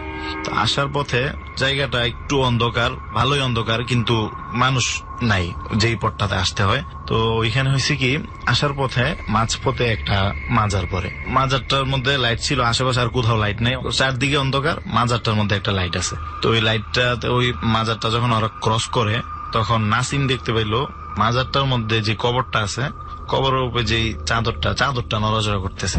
আচ্ছা। নড়াচড়া করতে দেখতে পায়। বাতাসেও তো নড়াচড়া করতে পারে। না, বাতাসে নড়লে তো পুরা চাদরটা একসাথে নড়বে না, হয়তো বা এক কোনা যে কোনাটা ঝুলে আছে, কিন্তু মাঝখানে তো নড়ার কোনো প্রশ্নই আসে না। পুরা চাদরটা এমন ভাবে নড়াচড়া করতেছে যে চাদরের এক Like কোনা কেউ টানছে। হ্যাঁ, টানছে বা কেউ নাড়াচ্ছে। Okay. তো নাসিম করলো কি, একটু দাঁড়াইলো। ও যেহেতু সাহসী, আর প্লাস ওর বাবা আপনার কবিরাজ, এই জন্য আর একটু বেশি সাহসী। আমার চাচাতো ভাই যেটা ছিল, ও বললো কি, আমি চলে যাই, তুই থাক, তুই তো আমার যাইতে দিচ্ছিস না। পরে বললো না, দাঁড়া। তো চাচাতো ভাই এই ঘটনা দেখে ভয় পেতেছিল। ও চাচাতো ভাই ওকে বললো যে আমার প্রস্রাব ধরছে, ভয় পায় আর মানে প্রস্রাব চলে আসছে, এরকম একটা সিচুয়েশনে পড়ে গেছে। পাশে বৈশা প্রস্রাব করতে বসছে, নাসিম দেখছে, ও পাশে বসে প্রস্রাব করতে বসছে, বলে দেখে ওর বাইরে আর দেখে না, মানে ওর ভাই কি বেনিশ হয়ে গেল না কই গেল বুঝতেছে না। তখন নাসিম করলো কি, ভিতরে যে আছে ওখান থেকে দেখতে পেলো কিছু একটা ওর দিকে আসতেছিল। তো করলো কি, ওই যেই একটা আসতেছিল একটা ছায়ার মতো বা কোন একটা আকৃতির মতো দেখতে পেলো, আইসেই ওর সাথে মানে ওর হিট করলো। আচ্ছা। হিট করার পরে তো নাসিম তখন কিছু দোয়া কালাম পইরা ওর সাথে মানে পাল্টা আঘাত করলো। তো পাল্টা আঘাতে নাসিম যেহেতু ওর সাথে আর মানে পায়রা উঠতেছিল না, নাসিম দোয়া কালাম এত পড়া শুরু করলো, পুরো ওই এটা এক মুহূর্তে সে আর ছেড়ে দিয়ে চলে যায়। ছেড়ে না, মানে এক মুহূর্তে সে আর মারতে পারতেছিল না। আচ্ছা। তো নাসিমও আর কিছু আঘাত করার পরে এই জিনিসটা এক মুহূর্তে ভ্যানিশ হয়ে যায় নাসিমের কাছ থেকে। মানে যেই জিনিসটা ওই কবরের পেছন থেকে হ্যাঁ উঠে এসেছিল, তাকে আঘাত করেছে। আঘাত করেছিল, হ্যাঁ। Okay. ওইটা ভ্যানিশ হয়ে যায়। তো নাসিম, এটা কি মানে মানুষ আকৃতিরই কোনো কিছু একটা অবয়বেষ্ট? হ্যাঁ মানুষ আকৃতিরই, কিন্তু কোনো ফেস টেস ছিল না, মানে একটা ড্রেস পরা, কোনো ফেস নেই, শূন্য ভাইসা এই টাইপের আসছিল। নাসিম যখন ওরে ছেড়ে চলে যায়, তখন একটা ঝাড়া দিছিল অনেক জোরে। তো নাসিম গুলো গিয়ে উড়ে গিয়ে মাজারের গেটে পড়ছিল। তো পরবর্তীতে নাসিম মাজারের গেটে পড়ার পরে একটা রড ছিল, ও রডটা হাতে করে নিয়ে বাসায় চলে আসে। কারণ রডটা এই জন্য হাতে নিছিল, হ্যাঁ সেফটির জন্য, হ্যাঁ লোহা সেফটি থাকলে সেফটি হবে, সেই জন্য। জি, এই জন্য লোহাটা নিয়ে বাসা দিয়ে যায়। তো আস্তে আস্তে ওই মাজার থেকে যেতে তো 15-20 মিনিট লাগে। তো বাসায় গেছে, বাসায় গিয়ে দেখে ওর চাচাতো ভাই ইয়েতে বাসার উঠানে পড়ে আছে। তো পড়ে আছে পরে ওর বাবা চাচা সবাই ডাকে ঘুম থেকে উঠায়। তো উঠানোর পরে সবাই ঘুম থেকে উঠানোর পরে ওর বাবা বুঝতে পারছে কিছু একটা হয়েছে রাস্তায়। তো ওর বাবা তো অনেক বড় কবিরাজ ছিল, এখনো আছে। তো ওর বাবা ওদেরকে আর কিছু জিজ্ঞেস করে নাই, আর চাচাতো ভাইয়ের কিছু দোয়া কালাম পইরা ঘরে উঠাইছে। তো সকালবেলা নাসিমেরও খুব জ্বর, আর চাচাতো ভাইয়ের আরো বেশি জ্বর। চাচাতো ভাইয়ের অবস্থা খুবই খারাপ। আচ্ছা। এরকম নাসিমের 10-15 দিন জ্বর ছিল। চাচাতো ভাইয়ের জ্বরটা খুবই বেশি ছিল, থাকার কারণে এক মুহূর্তে এরকম 1-1.5 মাস মতো ছিল। পরে কিছুদিন পরে চাচাতো ভাই মারা যায়। মারা যায়? জি। Oh my God. মানে ওই যে মানে ভয় থেকে চাচাতো ভাই কিভাবে এখানে আসলো হ্যাঁ বলতে পারবেন? ওইটা হ্যাঁ না ওইটা পরবর্তীতে চাচাতো ভাই রাত্রে তো আর তখন তো আর কিছু বলে নাই। পরবর্তীতে ওর বাবা যখন জিজ্ঞেস করছিল যে মানে অসুস্থ হ্যাঁ, থাকা অসুস্থ থাকা অবস্থায় যে তুই এখানে কিভাবে আসছিস, তুই ছিল এখানে ওর সাথে, তুই এইখানে আইসা পড়ে আসিস কিভাবে। তো ও তখন জিনিসটা বললো যে আমারে কেউ ধাক্কা দিছে নইলে আমার কেউ লাথি দিছে, মানে এরকম একটা ফিল এরকম একটা ফিল করছে। তো ফিল করার পর থেকে মানে সে নিজের আবিষ্কার করছে তার বাড়ির উঠানে সে আছে। ওকে রাইট, মানে ঘটনাটা হচ্ছে এরকম, মানে সে যখনই মানে ফিল করেছে তাকে কেউ ধাক্কা দিয়েছে বা লাথি দিয়েছে, হ্যাঁ। এরপরে আসলে সে আর বলতে পারতেছে না যে কি হ্যাঁ, ঘটেছে। কি ঘটেছে। হ্যাঁ, বাট সে এইখানে তাকে পাওয়া গেছে। পাওয়া গেছে। ওকে, এবং এরপরে এই যে অসুস্থ হয়েছে এর মাসেক পরে সে হ্যাঁ। মারা গেছে। কি বলবো আসলে, মানে এরকম কিছু কিছু মিস্ট্রি আছে, এটাকে কি বলবো, মানে ভয় থেকে, হ্যাঁ ট্রু যে ভয় থেকে অনেক সময় মানুষের জ্বর চলে আসে, ভয় থেকে অনেক অসুস্থ হয়ে যায়। আমরা অনেক ঘটনায় খেয়াল করেছি যে যারা বলে যে রাতের বেলা বা কোথাও যাওয়ার পথে বা ভয় পেয়েছে এবং ভয়ের পরে তাদের প্রায় 2 দিন 3 দিন 4 দিন জ্বর ছিল, এটার কিন্তু একটা সাইন্টিফিক ব্যাখ্যা রয়েছে। যে মানুষ যখন খুব প্রচন্ড মাত্রায় ভয় পেয়ে যায় তার এরকম সিমটম কিছু দেখা দেয়, যেটা আস্তে আস্তে ধীরে ধীরে কিউর হয়ে যায় সময়ের সাথে সাথে। কিন্তু এক্ষেত্রে তো আমরা ঘটনা পুরো ভিন্নই দেখতে পাচ্ছি। তাকে কোনো ডাক্তার বা কোনো কিছু দেখানো হয়নি এই সময়ের মধ্যে? পরবর্তীতে নাসিম যেটা বললো, ওর চাচাতো ভাইকে ডাক্তার দেখানো হয়েছিল, কিন্তু ডাক্তার থেকে বেশি কবিরাজি চিকিৎসাটাই হয়েছিল, ওর বাবার কাছেই হয়েছিল। আচ্ছা, কিন্তু এভাবে যে সে মারা যাবে বা কি হবে এটা কেউ আজ করতে পারেনি। আই থিঙ্ক যে এখানে আমি জানি না কি হতো, কিন্তু হয়তো বা ওনাদের উচিত ছিল বেশি করে ডাক্তারের পরামর্শটা নেয়া। সো মানে এটা যদি ওনাদের পার্সোনাল ব্যাপার, তারপরও ডরে যেহেতু এই ঘটনাটা প্রচার করছে, ডরের রেসপন্সিবিলিটি মানুষের মাঝে এই ভুল ধারণাটা যেন না যায় যে প্লিজ আপনারা কোনো কিছু ঘটে গেলেই প্রথমে এই বিষয়গুলাতে কবিরাজ বা এই সব জায়গাতে না গিয়ে ডাক্তারের কাছে যান। সেটাই হচ্ছে আমাদের তরফ থেকে আপনাদের প্রতি মানে কি বলবো যে সাজেশন বলেন বা পরামর্শ বলেন, যেটাই বলেন। সো একটা ঘটনা আমি বলেছিলাম যে আপনার ঘটনাটা শোনার পর আমি একটা ঘটনা আমি একটু শেয়ার করতে চাই এখানে যারা আছেন সবার সাথে। ফেসবুক পেজে, আমার ফেসবুক পেজে মানে অনেকেই যোগাযোগ করেন আমার সাথে, বিভিন্ন বিষয় শেয়ার করেন। আমি চেষ্টা করি তাদেরকে অনেককে রিপ্লাই দেওয়ার জন্য। আমার ফেসবুক পেজটা হচ্ছে www.facebook.com/rjsuman SUMAN। এখানে অনেকেই যোগাযোগ করে থাকেন বা যারা এখনো করেননি তারা চাইলে চলে আসতে পারেন। সো কিছুদিন আগে আমি একটা ঘটনা আমি ইনবক্স করেছে আমাকে একজন, ঘটনাটা শুনে আমার কাছে বেশ মানে ইন্টারেস্টিং মনে হচ্ছে। সো দ্যাটস ওয়াই আমি একটু আপনাদের সাথে শেয়ার করতে চাই ঘটনাটা। সেটা হচ্ছে যে এই ঘটনাটা খুব সম্ভবত সায়েন্স ল্যাব এলাকার বা এর আশেপাশের কোনো একটা জায়গায় সে থাকে। তার নাম হচ্ছে নাইম। এই বর্তমানে সে অনার্সে পড়ছে, ফার্স্ট ইয়ারে। তো সে আমাকে যেভাবে লিখে পাঠিয়েছে, আজ থেকে ঘটনাটা খুব সম্ভবত 3-4 মাস আগের একটা ঘটনা। তো উনি লিখে পাঠিয়েছে এভাবে যে আমি যেই বিল্ডিংটাতে থাকি ওই বিল্ডিং এর ছাদটা বেশ বড় সড়ো এবং বেশ বড় হওয়াতে ছাদের এক পাশে একটা মসজিদ তৈরি করা হচ্ছে, যেখানে এই বিল্ডিং এর যে মানুষজন আছে তারা নামাজ পড়ে থাকেন। আর পাশে একটা ফ্যামিলিও থাকে, বিশেষ করে এই হুজুর যিনি নামাজ পড়িয়ে থাকেন উনি এই ফ্যামিলি নিয়ে পাশে একটা চিলেকোঠা আছে ওখানে থাকে। এবং এই বিল্ডিংটাতে বেশ সুন্দর করে আর কি ছাদটা নাকি অনেক সুন্দর তার বর্ণনা অনুযায়ী। তো একদিন হয়েছে কি রাতের বেলা নাইম ছাদে উঠেছে, কেন জানি উঠেছে আমি ভুলে গেছি কারণটা কেন উঠেছে।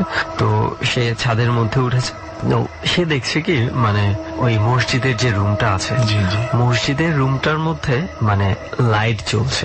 সো তার মানে একটু হয়েছে যে এই মুহূর্তে কেন লাইট চলবে, এখানে লাইট থাকার কথা না। এবং আরো একটা বিষয় হচ্ছে যে ওইখানে হুজুর যিনি ছিল তার ওই মুহূর্তে উনি ফ্যামিলি নিয়ে বাড়ি চলে গেছে, মানে যে ছুটিতে গেছে আর কি।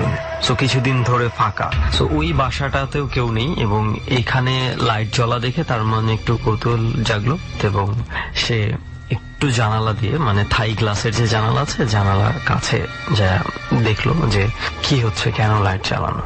নাইম যেটা দেখতে পেল যে লাইট জ্বালানো, ফ্যান চলছে এবং উনি আর কিছু দেখতে পাচ্ছে না। তো উনি তাকায় রইলো, মানে ভাবলো যে হঠাৎ শুধুই মনে এমনিতে কেউ জ্বালিয়ে চলে গেছে বা কিছু।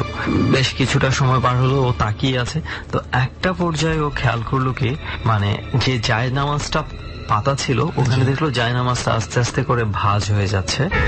ভাঁজ হয়ে জায়নামাজটা ভাঁজ করে সুন্দর একটা কর্নারে চলে গেল এবং হঠাৎ করে লাইটটা বন্ধ হয়ে গেল, ফ্যানটা অফ হয়ে গেল। মানে আচ্ছা। ওটা দেখে, তার ভাষ্য অনুযায়ী যে ওটা দেখে আর সে মানে ভয় পেয়ে গেছে অনেক, মানে দৌড়ে তাড়াতাড়ি করে ছাদ থেকে নেমে যায়। এবং এরপরে সেই ঘটনাটা ওই হুজুর আসার পরে হুজুরের সাথে শেয়ার করেছিল। তো হুজুর ওনাকে বলেছে যে মাঝে মাঝেই নাকি এখানে মানে জিনরা এসে নামাজ পড়ে। জি, জি। তো একটা সময় আছে যে সময় গেলে তাদের ডিস্টার্ব হয়, তো তাকে পরামর্শ দিয়েছে ওই সময়গুলো যেন সে অ্যাভয়েড করে আর কি ছাদের মধ্যে যাওয়ার ব্যাপারে। সো জাস্ট এই ঘটনাটা আমি ফেসবুক পেজে পেয়েছিলাম, আমার কাছে মনে হয়েছে যে আপনাদের সাথে শেয়ার করা যায়, দ্যাটস ওয়াই আমি শেয়ার করলাম। জিনদের মধ্যে অনেকেই আছে এরকম ভালো জিন নামাজ পড়ে।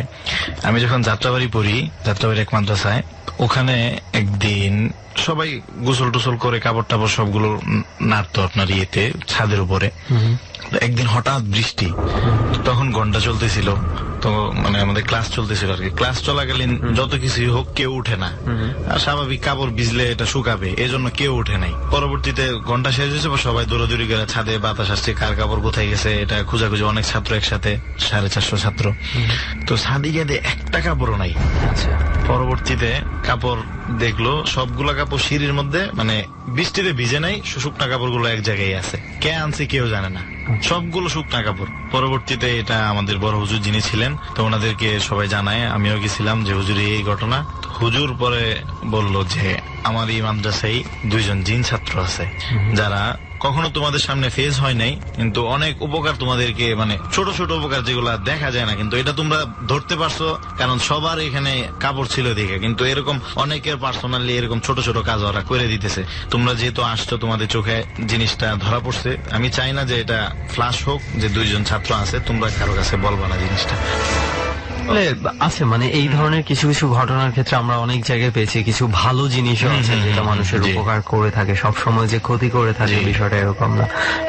সবচেয়ে বড় বিষয় হচ্ছে যে আমরা ওই জিনিসগুলার একটা নিজস্ব জগৎ রয়েছে জি, এবং জি। একটা নিজস্ব স্টাইল রয়েছে, আমরা যেন অযাচিত ভাবে সবসময় মানে ওইখানে যে ইন্টারফেয়ার না করি, জি, জি। তাহলেই হয়তো বা মানে সবার জন্য ভালো হয় বিষয়টা।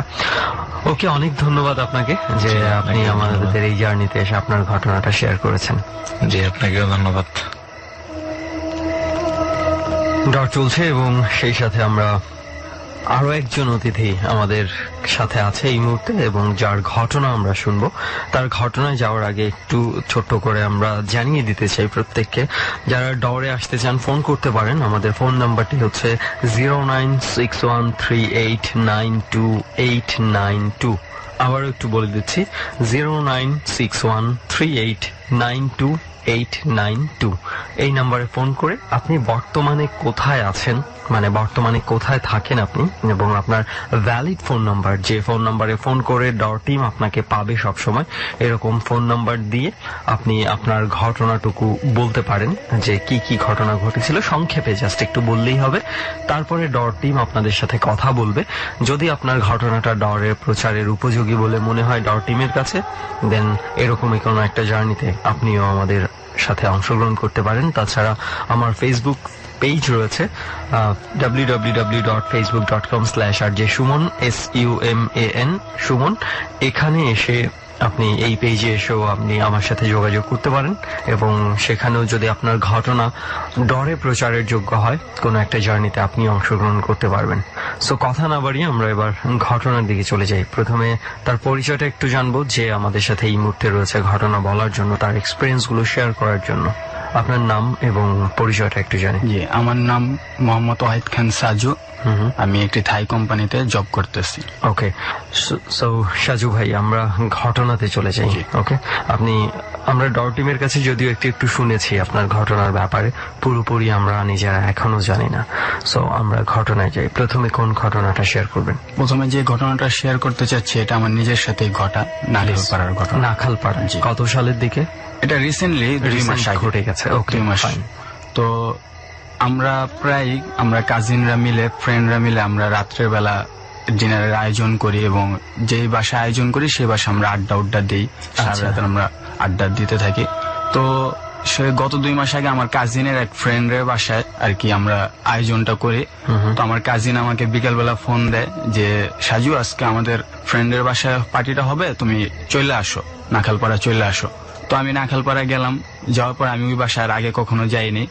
বাসাটা ঢোকার সাথে সাথে আমাকে কিরকম জানি একটু আমার কাছে আনইজি ফিল হলো। তো বাড়িটা ছিল 6 তলা এবং ছাদ নিয়ে 7 তলা একটা বিল্ডিং। আচ্ছা, তারা 6 তলায় থাকতো, পুরো ফ্লোর, তারা ব্যাচেলার থাকতো সবাই, আমার কাজিনের ফ্রেন্ডরা। তো আমরা প্রথমে ছাদেই গেলাম, ছাদেই যে আমরা মানে রান্নার আয়োজন ছাদেই সব করলাম এবং খাওয়া দাওয়া ছাদেই হলো। তখন আমি ছাদে মানে উপরে একটা টাঙ্কি থাকে না, এরকম টাঙ্কির ওই জায়গাটা টাঙ্কি না, ওইখানে একটা ছোট একটা রুম করা টাঙ্কির মতো, ওইটাতে উঠতো একটা সিঁড়ি থাকে। তো আমি রুমটা দেখে আমার কাছে একটু ভালো লাগছে যে ছোটখাটো রুম তো ছাদের ভেতর। সো মানে আপনি বলতে চাচ্ছেন যে ছাদে সাধারণত পানির ট্যাঙ্কি রাখার জন্য মানে করার জন্য যে ধরনের পানির হাউস করা হয় মানে ছাদের উপরে, সো ওরকমই হচ্ছে ওই বাসাটা ছিল, যেই রুমটার কথা আপনি বলছেন।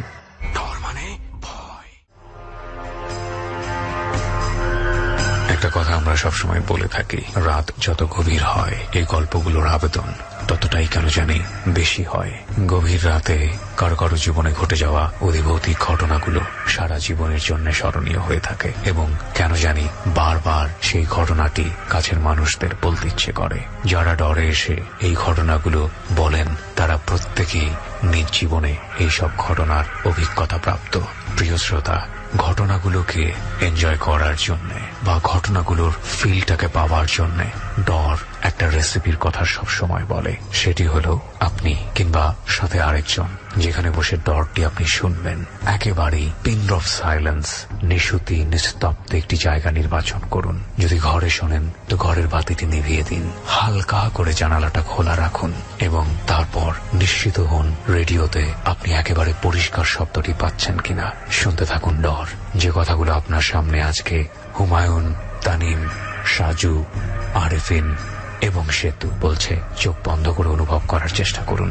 আমার মনে হয় আপনিও ফিল করতে পারবেন। সবকিছুর ঊর্ধ্বে ওঠে বিশ্বাস কিংবা অবিশ্বাসের। ভয়কে পাওয়ার স্বাদ যাদের আছে তাদেরকে আমরা আরো একবার ফিরিয়ে নিয়ে যাচ্ছি ঠিক সেই ঘটনায় যেখানে আমরা ছোট্ট একটা বিরতি নিয়েছিলাম। ডর। আমরা কাজিনরা মিলে, ফ্রেন্ডরা মিলে আমরা রাত্রের বেলা ডিনারের আয়োজন করি এবং যেই বাসায় আয়োজন করি সেই বাসায় আমরা আড্ডা দিই। সারা রাত আমরা আড্ডা দিতে থাকি। তো সে গত 2 মাস আগে আমার কাজিনের এক ফ্রেন্ডের বাসায় আর কি আমরা আয়োজনটা করি। তো আমার কাজিন আমাকে বিকালবেলা ফোন দেয় যে সাজু, আজকে আমাদের ফ্রেন্ডের বাসায় পার্টিটা হবে, তুমি চলে আসো, নাখালপাড়া চলে আসো। তো আমি নাখালপাড়া গেলাম, যাওয়ার পর আমি ওই বাসার আগে কখনো যাইনি। বাসাটা ঢোকার সাথে সাথে আমাকে কিরকম জানি একটু আমার কাছে আনইজি ফিল হলো। তো বাড়িটা ছিল 6 তলা এবং ছাদ নিয়ে 7 তলা একটা বিল্ডিং। আচ্ছা, তারা 6 তলায় থাকতো, পুরো ফ্লোর, তারা ব্যাচেলার থাকতো সবাই, আমার কাজিনের ফ্রেন্ডরা। তো আমরা প্রথমে ছাদেই গেলাম, ছাদেই যে আমরা মানে রান্নার আয়োজন ছাদেই সব করলাম এবং খাওয়া দাওয়া ছাদেই হলো। তখন আমি ছাদে মানে উপরে একটা টাঙ্কি থাকে না, এরকম টাঙ্কির ওই জায়গাটা টাঙ্কি না, ওইখানে একটা ছোট একটা রুম করা টাঙ্কির মতো, ওটাতে উঠতো একটা সিঁড়ি থাকে। তো আমি ওই রুমটা দেখে আমার কাছে একটু ভালো লাগছে যে ছোটখাটো রুম তো ছাদের ভেতর। মানে আপনি বলতে চাচ্ছেন যে ছাদে সাধারণত পানির ট্যাঙ্কি করার জন্য যে ধরনের পানির হাউস করা হয় মানে ছাদের উপরে, ওরকমই হচ্ছে ওই বাসাটা ছিল, যেই রুমটার কথা আপনি বলছেন। জি, তো রুমটা দেখে আমার ভালো লাগছে। তো প্রথমে আমি আর ওই রুমে ঢুকিনি, আমরা ছাদে আড্ডা দিলাম, খাওয়া দাওয়া করলাম। ছাদে তারা খাট ফালাইছে। আমার কাজিন আবার খালি গলায় খুব ভালো গান গাইতে পারতো, তারা গিটার বাজাইতেছে, গান গাইতেছে। তো এরকম রাত প্রায় আনুমানিক 12:30 কি 1টা হবে। তখন আমার খুব টায়ার্ড লাগতেছিল। তো আমি আমার কাজিনকে বললাম যে ভাই আমি একটু রেস্ট নিয়ে আসি। তো আমার কাজিন বললো ঠিক আছে, তুমি নিচের ফ্লোরে যেয়ে রেস্ট নাও।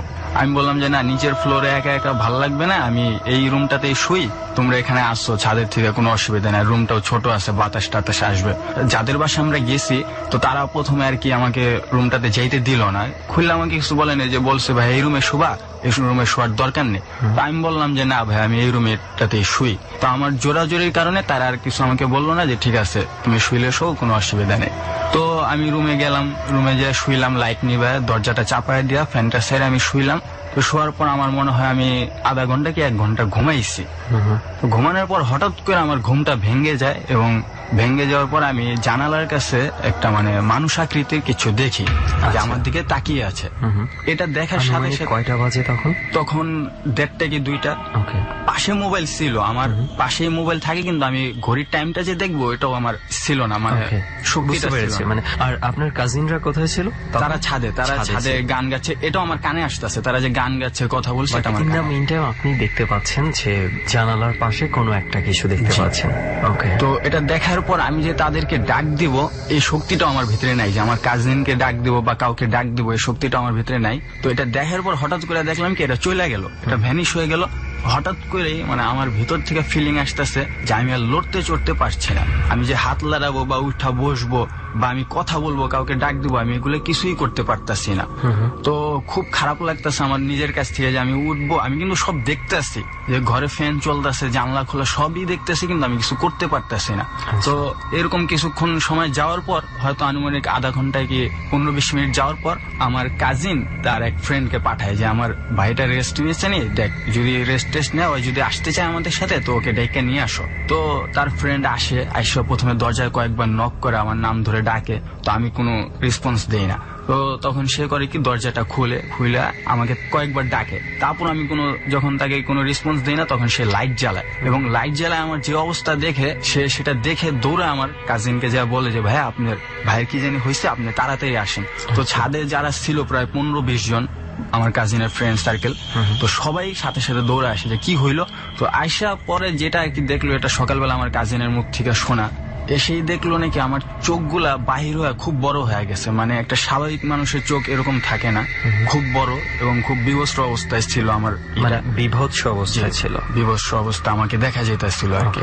তখন আমার কাজিন আর কি একটু দোয়া কালামও পারতো, তো সাথে সাথে আর কি আমাকে ফু দিল, একটু পানিতে ফু দেয়া নাকি আমার গায়ে পানি ফিক্কা মারছে, আমার মুখে পানি ফিক্কা মারছে, আমাকে পানি খাওয়ানোর চেষ্টা করছে, কিন্তু আমার দাঁতটা সব লেগে গেছে। আমি যে পানি খাবো এই পানি আমার মুখ দিয়ে ঢুকতে আসছিল না, সে আমার মুখ বারবার হা করে পানি ঢালতেছিল, পানিগুলা মুখ থেকে গড়ায় পড়তেছিল, আমার ভিতরে যাচ্ছিল না। তো এই অবস্থায় দেখি ওই বাড়ির আরো একজন ছিল, সেও একটু দোয়া কালাম জানতো, সে এসে নাকি অনেক দোয়া কালাম পড়ছে, এবং আমার যখন মানে আমাকে খুব মানে ডাকার অবস্থা করছে, আমি যখন কোনো সেন্স মানে আসতেছে না তখন নাকি আমার বুকের উপরে তারা খুব জোরে জোরে ঘুষাইছে, দোয়া পরে নাকি খুব জোরে জোরে ঘুষাইছে, আমি কিন্তু এগুলো কোনো কিছুই টের পাইনি। তখন মনে হয় রাত আনুমানিক 4টা কি 4:30 বাজে। তো আমাকে যে তারা হসপিটালে নিয়ে যাবে, আমাকে যে উঠায় তো 7 তলা থেকে আমাকে নামাতে হবে নিচে, তারা 15-20 জন মিললে আমাকে টানতেছে, আমার হাত পা ধরে টানতেছে, কিন্তু আমার শরীর মানে এত ওয়েট হয়ে গেছে তারা নাকি উঠাই দিয়ে পারতেছে না, তারা নাকি সবাই চেষ্টা করছে তো উঠে নেই। তো এক পর্যায়ে আমি কিন্তু আবার ফিল করতেছি তারা যে আমাকে ডাকতেছে, আমি কিন্তু এগুলো দেখতেছি, কিন্তু আমি কোনো কিছু করার শক্তি পাইতেছি না। তো সে অবস্থায় একসময় তারা আমাকে ঘুষায় টানে, অনেকক্ষণ উঠে না। তো আমি নাকি খুব জোরে একটা চিৎকার দিই, মানে আ করে খুব জোরে একটা চিৎকার দিই। তো সেই চিৎকার এত জোরে হয় পুরা 6 তলা বাড়ির সব মানুষ ছাদে চলে আসে যে কি ব্যাপার, ছাদে এত জোরে কে চিৎকার দিল, এবং আশেপাশের বাড়ি যেই কয়টা ছিল 3-4টা সব বাড়ির মানুষ ছাদে চলে আসে। তো আইসা পর দেখে যে আমি চিৎকার দিছি, তখন আমার ভাইয়া ঘটনাটা খুললা বলে সবাইকে যে এই অবস্থা হয়েছে, এখন কি করব, ওকে তো উঠায় যে নিচে নিয়ে আসবো ডাক্তারের কাছে, এটাও পারতাছি না। তো এমন করতে করতে ফজর হয়ে যায়, যে ফজরের আজানটা দেয় তখন নাকি আমার ভিতরে একটু স্বাভাবিক আসে, তখন নাকি আমি ঘুমাই।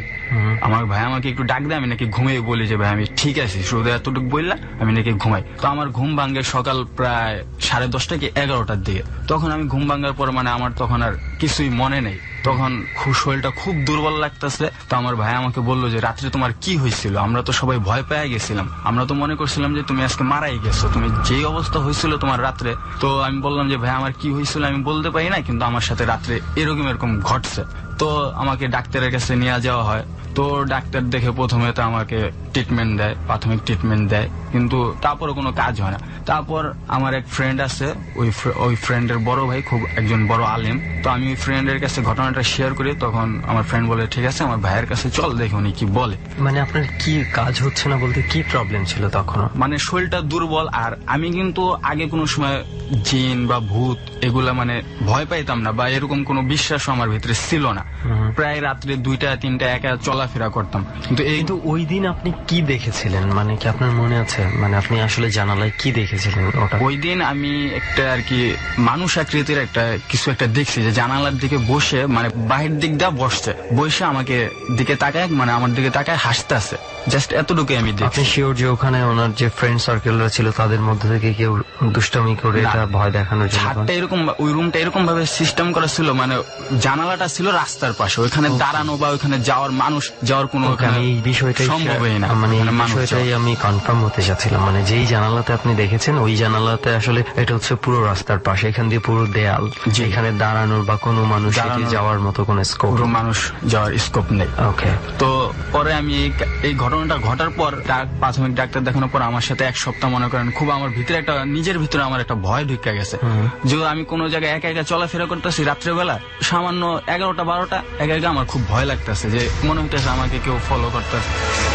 ওকে, বুঝতে পেরেছি। মানে এটা হচ্ছে মানে ওই দিনের ঘটনার পরবর্তীতে আপনার সাথে যেই জিনিসগুলো আপনি ফিল করছেন, জি। এটা হচ্ছে আমি বলবো যে এটা সম্পূর্ণই মানসিক একটা বিষয়। যে আমরা অনেক সময় মানে যারা ডর শুনে তারা হয়তো এই মুহূর্তে যারা শুনছে তারাও অনেক সময় বলতে পারবে যে তারা ফিল করবে কোথাও যদি একটা রাস্তায় হেঁটে যায়, ইভেন আমি ফিল করি, আমি যদি একা কোথাও হেঁটে যাই আমার মনে হচ্ছে যে আমার পেছন পেছন কেউ মনে হয় হেঁটে আসতেছে, আমার পেছনে আমাকে মনে হয় কেউ ফলো করছে। আমি জানি যে এটা টোটালি হচ্ছে আমার মনের চিন্তাধারা, কারণ আমি অনেক সময় এই ধরনের ভৌতিক ঘটনা বা হরর ঘটনাগুলো নিয়ে ঘাটাঘাটি করি এবং এই ঘটনাগুলো আমি শুনি প্রতিদিন অনেক মানুষের কাছ থেকে এবং অনেক ধরনের ঘটনা আমার মাথায় আছে।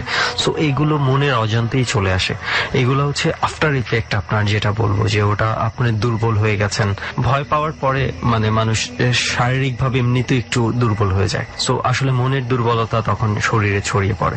বাট এটার কোনো লজিক্যাল ব্যাখ্যা আমার কাছে নাই যে আপনি আসলে কি দেখেছেন জানালার মধ্যে। ওইটা হচ্ছে অবশ্যই একটা মানে অদ্ভুত কিছু একটা বলতে হবে, যে পাশেই যেখানে এতগুলো মানুষ রয়েছে ঠিক এরই সাথে আপনি এরকম কিছু একটা দেখেছেন যেটা আপনাকে এরকম মাত্রায় প্রভাবিত করে ফেলেছে। সো আসলে ঘটে আমাদের চতুর্পাশে এরকম কিছু, হঠাৎ হঠাৎ করে এরকম কিছু ঘটে যায় যেটা আমরা কখনো কল্পনাও করতে পারি না। সো এটা হচ্ছে আপনার প্রথম ঘটনা আপনার নিজের সাথে যেটা ঘটেছিল। সো আর কোনো ঘটনা কি আছে আপনি শেয়ার করতে চান? আমার আরেকটা ঘটনা আছে, এটা আমার বাবা মার সাথে ঘটে গেছে। প্লিজ আমরা ওই ঘটনাটা শুনি। এই ঘটনাটা হলো মানে আমার নানুর বাড়িতে ঘটছে, নানুর বাড়ির সাবার আশুলিয়ার কোন একটা গ্রামে। তো তাদের বিয়ে হওয়ার বেশ কিছুদিন, কয়েকদিন পর আর কি। তো তখন আমাদের ঢাকার বাড়িটা করা হয়নি, তো আমার আম্মু বিয়ের পর আমার নানুর বাড়িতে বেশ কিছুদিন ছিল। আচ্ছা, ওখানে তো আমার আব্বু প্রায় মাসে 2-1বার ওখানে যেত। তো একদিন নাকি আমার নানা আবার একটু ধার্মিক টাইপের ছিল, তো এই জন্য ওনার বাসায় কোনো টিভি ছিল না এবং উনি টিভি দেখাটা পছন্দ করতো না, ছবি দেখা। কিন্তু আমার আম্মুর আবার একটু ছবি দেখার কোনো একটু শখ ছিল, তো উনি প্রায় হলে যে ছবি দেখতো আমার নানা ভাইকে না জানিয়ে জানে। তো ওই দিনকে আব্বু গেল, যাওয়ার পর আব্বুকে বললো যে আপনার আব্বু আম্মু দুজনেই গেছে? জি, আব্বু সাবার যাওয়ার পর মানে আব্বুকে আম্মু বললো যে আমরা একটু ছবি দেখতে যাবো। বুঝতে পেরেছি, তারপর কি হলো? পরে আমার নানাকে না বলে তারা বলছে যে আমরা একটু ঘুরতে যেতেছি, এটা বলে তারা বের হয়েছে। বের হয়ে তারা ছবি টবি দেখে রাত্রে যখন বাড়ির দিকে ফিরতেছে, তো সাভার থেকে আশুলিয়া পর্যন্ত আসতে বাস, এরপরে অনেক রাত হয়ে যাওয়ার কারণে তখন কোনো গাড়ি ঘোড়া পায় নাই, রিক্সা টিক্সা পায় নাই, তো হেঁটেই যেতে হচ্ছিল আমার নানুর বাড়িতে। আপনি যেটা বলছেন আজ থেকে কত বছর আগের ঘটনা? এটা আজ থেকে 20 বা 21 বছর আগের ঘটনা, আমার আব্বু আম্মুর বিয়ের পর পরে। ওকে, তারপর? তো তারপর তারা আসছিল, তো যে পথ দিয়ে আসতে হতো ওই পথটা কি অনেক খারাপ পথ ছিল। ওই পথে আর কি তখনকার আমলে আমার নানা ওই গ্রামে 2য় বা 3য় নম্বরে আমার নানা বাড়ি করছে। আর তখন একটা বাড়ির পর থেকে আরেকটা বাড়িতে যেতে হলে প্রায় মানে অনেক ফাঁকা ফাঁকা ছিল, অনেক এত ফাঁকা জনবসতি ছিল না। জি, কোনো বাড়ি ঘর ছিল না, আর একটু জঙ্গল টাইপের ছিল। ওকে, তারপর কি হলো? ওনারা রাস্তা দিয়ে হেঁটে, ওনারা যে রাস্তা দিয়ে আসতেছিল ওই রাস্তাটা একটু আর কি জঙ্গল টাইপের ছিল। পাশে একটা বাঁশবাগানও ছিল, বাঁশবাগানটা এখনো আছে, আর বাঁশবাগানে 3-4টা কবরও আসছিল। তো ওই জায়গাটা একটু ভয়ঙ্কর টাইপের। আচ্ছা, দিনের বেলাও মানুষ যেতে ভয় পায়, এখনো ওই বাঁশবাগানটায় কেউ যাইতে এত একটা সাহস পায় না একা একা। পরে তারা আর যে রাস্তা দিয়ে আসতেছিল ওই রাস্তায় আর কি একটা শিমুল গাছ ছিল, ওই শিমুল গাছটার নিচে দিয়ে আসতে হয়। তো তারা হয়তো হাতে বাদাম বা কিছু একটা ছিল, খেতে খেতে গল্প করতে করতে আসতেছিল। তো যখন ঠিক ওই গাছটার নিচে আসছে তখনই মানে খুব জোরে একটা বাতাস, তখন ওই বাতাসটা আসার কোনো কথাই ছিল না। হঠাৎ করে মানে হঠাৎ একটা বাতাস, হঠাৎ দমকা খুব জোরে একটা বাতাস এসে মানে বাতাসটা যাওয়ার সাথে সাথে আমার আম্মু সেন্সলেস অবস্থায় ওই জায়গাটা পড়ে যায়। তো পড়ে যাওয়ার পর মানে আমার আব্বু আবার একটু সাহসী ছিল এবং মানে আপনার আম্মু কি এমনিতে স্বাভাবিক অবস্থায় ছিল না? কি ওনার কোনো শারীরিক কোনো প্রবলেম বা কোনো কিছু? না, শারীরিক কোনো প্রবলেম ছিল না, ওকে, স্বাভাবিকই ছিল। সাথে সাথে আম্মু সেন্সলেস অবস্থায় পড়ে যায়। পড়ে যাওয়ার পর আর কি আমার আব্বু বলল যে তোরা যে কাজটা করছিস এটা ঠিক করস নাই। মানে বুঝলাম না, কাকে বললো যে কাজটা করেছে? এটা মানে আমার আব্বু একাই বললো, এই কাহিনীটা আমি পরে জানতে পারছি। আচ্ছা, মানে ওনার সেন্সলেস হয়ে যাওয়ার পেছনে আপনার আব্বু ধরে নিয়েছে কোনো ভৌতিক কোনো কিছু ঘটনা, জি। কিন্তু এটা তো অন্য কিছু হতে পারে, এটা ভৌতিক ঘটনাই কেন ধরে নিল? না, যেভাবে বাতাসটা আসছে আর ঠিক আমার আম্মু সেন্সলেস হইলো, এই বাতাসটা আসারও কথা ছিল না, আর ওই জায়গাটাও ভয়ঙ্কর। এই জন্য মানে ওই সবকিছু মিলিয়ে, পরিবেশ মিলিয়ে এবং ওই প্রেক্ষাপটটা মিলিয়ে, মানে যেই গাছটা নিয়ে, যেই জায়গাটা নিয়ে প্রত্যেক ওই এলাকার মানুষের মাঝে অনেক ভীতি ছিল, ওই জায়গাতে এই ঘটনাটা ঘটেছে বিদায় আপনার আব্বুর মনে হয়েছে যে এটা কোনো প্যারানর্মাল কোনো কিছু হতে পারে। জি জি। ওকে, তারপর? তো আমার আব্বু জোরে জোরে, আমার আব্বু একটু সাহসী ছিল, তো সে জোরে জোরে বললো যে তোরা যে কাজটা করছিস এটা ঠিক করস নাই, আমি তোদের কোনো ক্ষতি করিনি। তো এটা বলার পর পাশে আমাদের এক রিলেটিভের বাড়ি ছিল, তো আব্বু দৌড়ায় সেই বাসায় যায়, যে তাদেরকে ডেকে এনে আমার আম্মুকে ধরে টরে নিয়ে নানুর বাসায় যায়। তো যে রাত্রে নানুর বাসায় যাওয়ার পর আম্মু একটু সুস্থ হয়, মোটামুটি সেন্স ফিরে, কিন্তু কোনো কথাবার্তা বলতে পারে না বা বিছনার থেকে উঠতে পারে না। তো রাত কাটলো, রাত কাটার পর আর রাত্রে আব্বু কাউকে কোনো কিছু বললো না। তো সকালবেলা আমার নানা যখন ফজরের নামাজ পড়ে উঠলো, তো ওঠার পর নানাকে পুরো ঘটনা আব্বু খুলে বললো যে এরকম এরকম কালকে রাত্রে তো আমরা ওই গাছের নিচে দিয়ে আসতেছিলাম, পরে এরকম হয়েছে। তো ঘটনাটা শুনে আমার নানা খুব রাগ করছে আব্বুর উপরে, যে তোমাদেরকে আমি বলছি যে ওই গাছের নিচে দিয়ে আসতে না, আর রাত্রে বিশেষ করে তো রাত্রে আসতে নাই করছি, তোমরা কি জন্য আসছো? তো আব্বুকে খুব বকার পর আমার নানা গেল, যে আম্মুকে দেখলো, দেখে আর কি দোয়া কালাম করে ফুটু দিয়ে দিল, পানি টানি দিল। তো এটা খাওয়ানোর পর আম্মু মোটামুটি সুস্থ হয়েছে, কিন্তু বিছনার থেকে উঠতে পারে না। আমার আম্মু প্রায় 4 কিন্তু থেকে। ওখানে তো বাতাসটা দুজনের গায়ে লেগেছে, আপনার আম্মুই কেন এফেক্টেড হলো? এটা পরে আমার নানা আর কি আমার আব্বুকে বলছে যে আমার নানা একটু আলেম ছিল, তো অনেক বড় আলেম ছিল, এবং ওনার সাথে নাকি জিনও ছিল, একটা ভালো জিন ছিল। তো এটার কারণে আমার নানা প্রায় অনেক মানুষের আর কি যাদেরকে খারাপ জিন ধরতো, বদ জিন, বা উনি এগুলা ছাড়াইতো ওনাদের থেকে। তো জিনগুলা নানাকে ক্ষতি করার চেষ্টা করতো, খারাপ জিনগুলা নানাকে ক্ষতি করার চেষ্টা করতো। তো আমার নানা যেহেতু আলেম ছিল, ওনার সাথেও একটা জিন ছিল, ওনাকে কিছু করতে পারতো না, সেহেতু আমার নানার পরিবারকে করার চেষ্টা করতো। আর আমার মামারা 4 মামা, 4 মামাই বাহিরে থাকতো, তো ওনাদের কাউকে যেহেতু নাই পেয়ে আমার আম্মুকে পেয়েছে, এই জন্য আমার আম্মুকে আর কি ক্ষতি করার চেষ্টা করছিল। ওকে, মানে আপনার নানার উপর যে ক্ষোভ থেকে আপনার আম্মুর উপর এই আক্রোশটা ওরা ঝাড়ে, মানে বাজে জিনগুলোর কথা যেটা বলছেন। ওকে, তো এরপরে কি উনি মানে ঠিক হয়ে সুস্থ? এরপরে আমার নানা আর কি দোয়া টোয়া পরে ফু দিছে। পরে আমার আম্মু প্রায় 4-5 মাস বিছনায় ছিল, বিছনা থেকে উঠতে পারে নাই, কিন্তু স্বাভাবিক অবস্থায় আসছে। তারপর মনে করেন প্রায় এরকম আমার আম্মুর সাথে এখনো ঘটে। প্রায় দেখা যায় একবার আমি হওয়ার পরে, তো তখন আমাদের ঢাকার বাসায় চলে আসছে আমার আব্বু আম্মু, আমি মাঝখানে ঘুমাই রয়েছি। তখন আমার বয়স আনুমানিক 1 বছর কি 1.5 বছর হবে। তো সাধারণত আমাদের বাসায় এরকম একটা মশা নাই, আর আমরা কোনো সময় কয়েল জ্বালায়ও ঘুমাই না। তো সাধারণত মশারি টানাই সেই দিন হয়তো ঘুমাইছিল আমার আব্বু আম্মু। তো হঠাৎ গভীর রাত্রে, রাত আনুমানিক 2:30 কি 3টা হবে, হঠাৎ আমার আম্মুর চুলে আগুন ধরে গেছে। মানে এটা ধরার কোনো পসিবলই না। যদি এরকম হতো যে ওখানে একটা মোমবাতি জ্বালানো থাকতো বা একটা কয়েল থাকতো, হঠাৎ আগুন ধরে গেছে। তো চুল যেহেতু অর্ধেক পড়ছে, তখনই আর কি একটা আগুন তো ছড়াইলে তো দেখে, তখন আমার আব্বুর হঠাৎ ঘুম ভেঙে যায়, দেখে যে আমার আম্মুর চুলে আগুন ধরে গেছে। তো সাথে সাথে আব্বু পানি টানি নিয়ে আগুনটা নিভায়। তো এরকম প্রায় মানে আমার আম্মুর সাথে ঘটনা। এখনো আমার আম্মু রাত্রে ঘুমাইলে দেখে যে আম্মুকে কে জানি ডাকতে আসছে। আম্মুর শরীরটাও এখনো প্রায় দুর্বল থাকে। ডাক্তার দেখাইছি কয়েকবার, কোনো মেডিকেল কোনো রিপোর্ট কোনো আসতেছে না। ওকে, মানে একটা বিষয় হচ্ছে জানার ছিল যে আপনি যে আম্মুর চুলে আগুন ধরে যায়, মানে আমি বুঝতে পারছি না, মানে এটা কি আরো কয়েকবার ঘটেছে না একবারই? চুলে আগুন ধরার ঘটনাটা একবারই ঘটছে, কিন্তু দেখা যায় হঠাৎ এখন আমার আম্মুর সাথে ঘটে যে গত সপ্তাহ আম্মু আমাকে বললো যে হঠাৎ রাত্রে ঘরে ঘুমায় আসছে, দেখতেছে যে আমাদের দরজার মানে জানালার কাছে কেউ এসে দাঁড়াইছে। তারা আম্মুকে বলতেছে যে তুমি এখানে থেকো না, তুমি আমাদের সাথে চলে আসো। এটা এখনো আমরা এখনো ঘটছে? আপনার নানু কি আছে এখনো? না, আমার নানু মারা গেছে। আচ্ছা, আমার নানু ব্রেন স্ট্রোক করে মারা গেছে। ওকে, সো দ্যাট মিনস এই ধরনের অ্যাবনর্মাল কিছু ঘটনা আপনার আম্মুর সাথে এখনো ঘটেই চলছে, আপনাদের সাথে তো আর ঘটছে না এই ধরনের ঘটনা? ওকে, সো আমরা আসলে জানি না কি আসলে এটার পেছনের কারণটা কি, এরকম অদ্ভুত ঘটনা চতুর্দিকে ঘটে যাচ্ছে। সো আপনার আম্মুর এই ধরনের স্বপ্ন দেখার পেছনে ওনার কোনো মানসিক কোনো কিছু কাজ করছে কিনা আমাদের জানা নেই। তবে যেহেতু আপনি যেভাবে বলছেন বা চুলে আগুন ধরে যাওয়ার ঘটনা যেটা বলছেন, সো আসলে এটা একটা অ্যাবনর্মাল ঘটনা। সো আই হোপ যে আমরা এতটুকু করতে পারি, আমরা দোয়া করি যেন উনি সুস্থ হয়ে উঠুক খুব দ্রুত এবং এই ঘটনাগুলো আর না ঘটুক ওনার সাথে। সো অনেক ধন্যবাদ আপনাকে আমাদের এই জার্নিতে এসে আপনার ঘটনাগুলো শেয়ার করার জন্য। জি ভাই, আপনাকেও ধন্যবাদ, এবিসি রেডিওকেও ধন্যবাদ যে আমাকে আমার গল্পগুলা বলার সুযোগ করে দিয়েছে। দৌড় চলছে এবং আরো একজন অতিথি এই মুহূর্তে আমাদের সঙ্গে আছে যে তার ঘটনাগুলো শেয়ার করবে। সো কথা না বাড়িয়ে আমরা এবার ওনার দিকে চলে যাই এবং ওনার কাছ থেকে ওনার ঘটনাটা জানি। প্রথমে একটু পরিচয়টা জানতে চাই আপনার। আমার নাম আরিফিন লিমন, আমি আসছি ধানমন্ডি ট্যানারি মোড় থেকে, এবার অনার্স ফার্স্ট ইয়ারে কবি নজরুলে।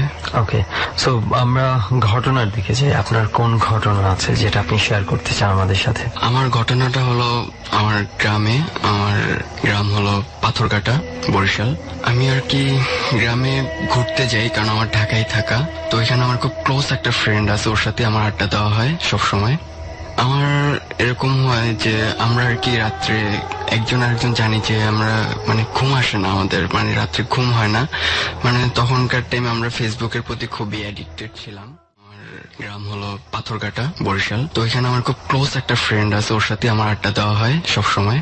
আমার এরকম হয় যে আমরা আর কি রাত্রে মানে ঘুম আসে না আমাদের, মানে রাত্রে ঘুম হয় না, মানে তখনকার টাইমে আমরা ফেসবুকের প্রতি খুবই অ্যাডিক্টেড ছিলাম।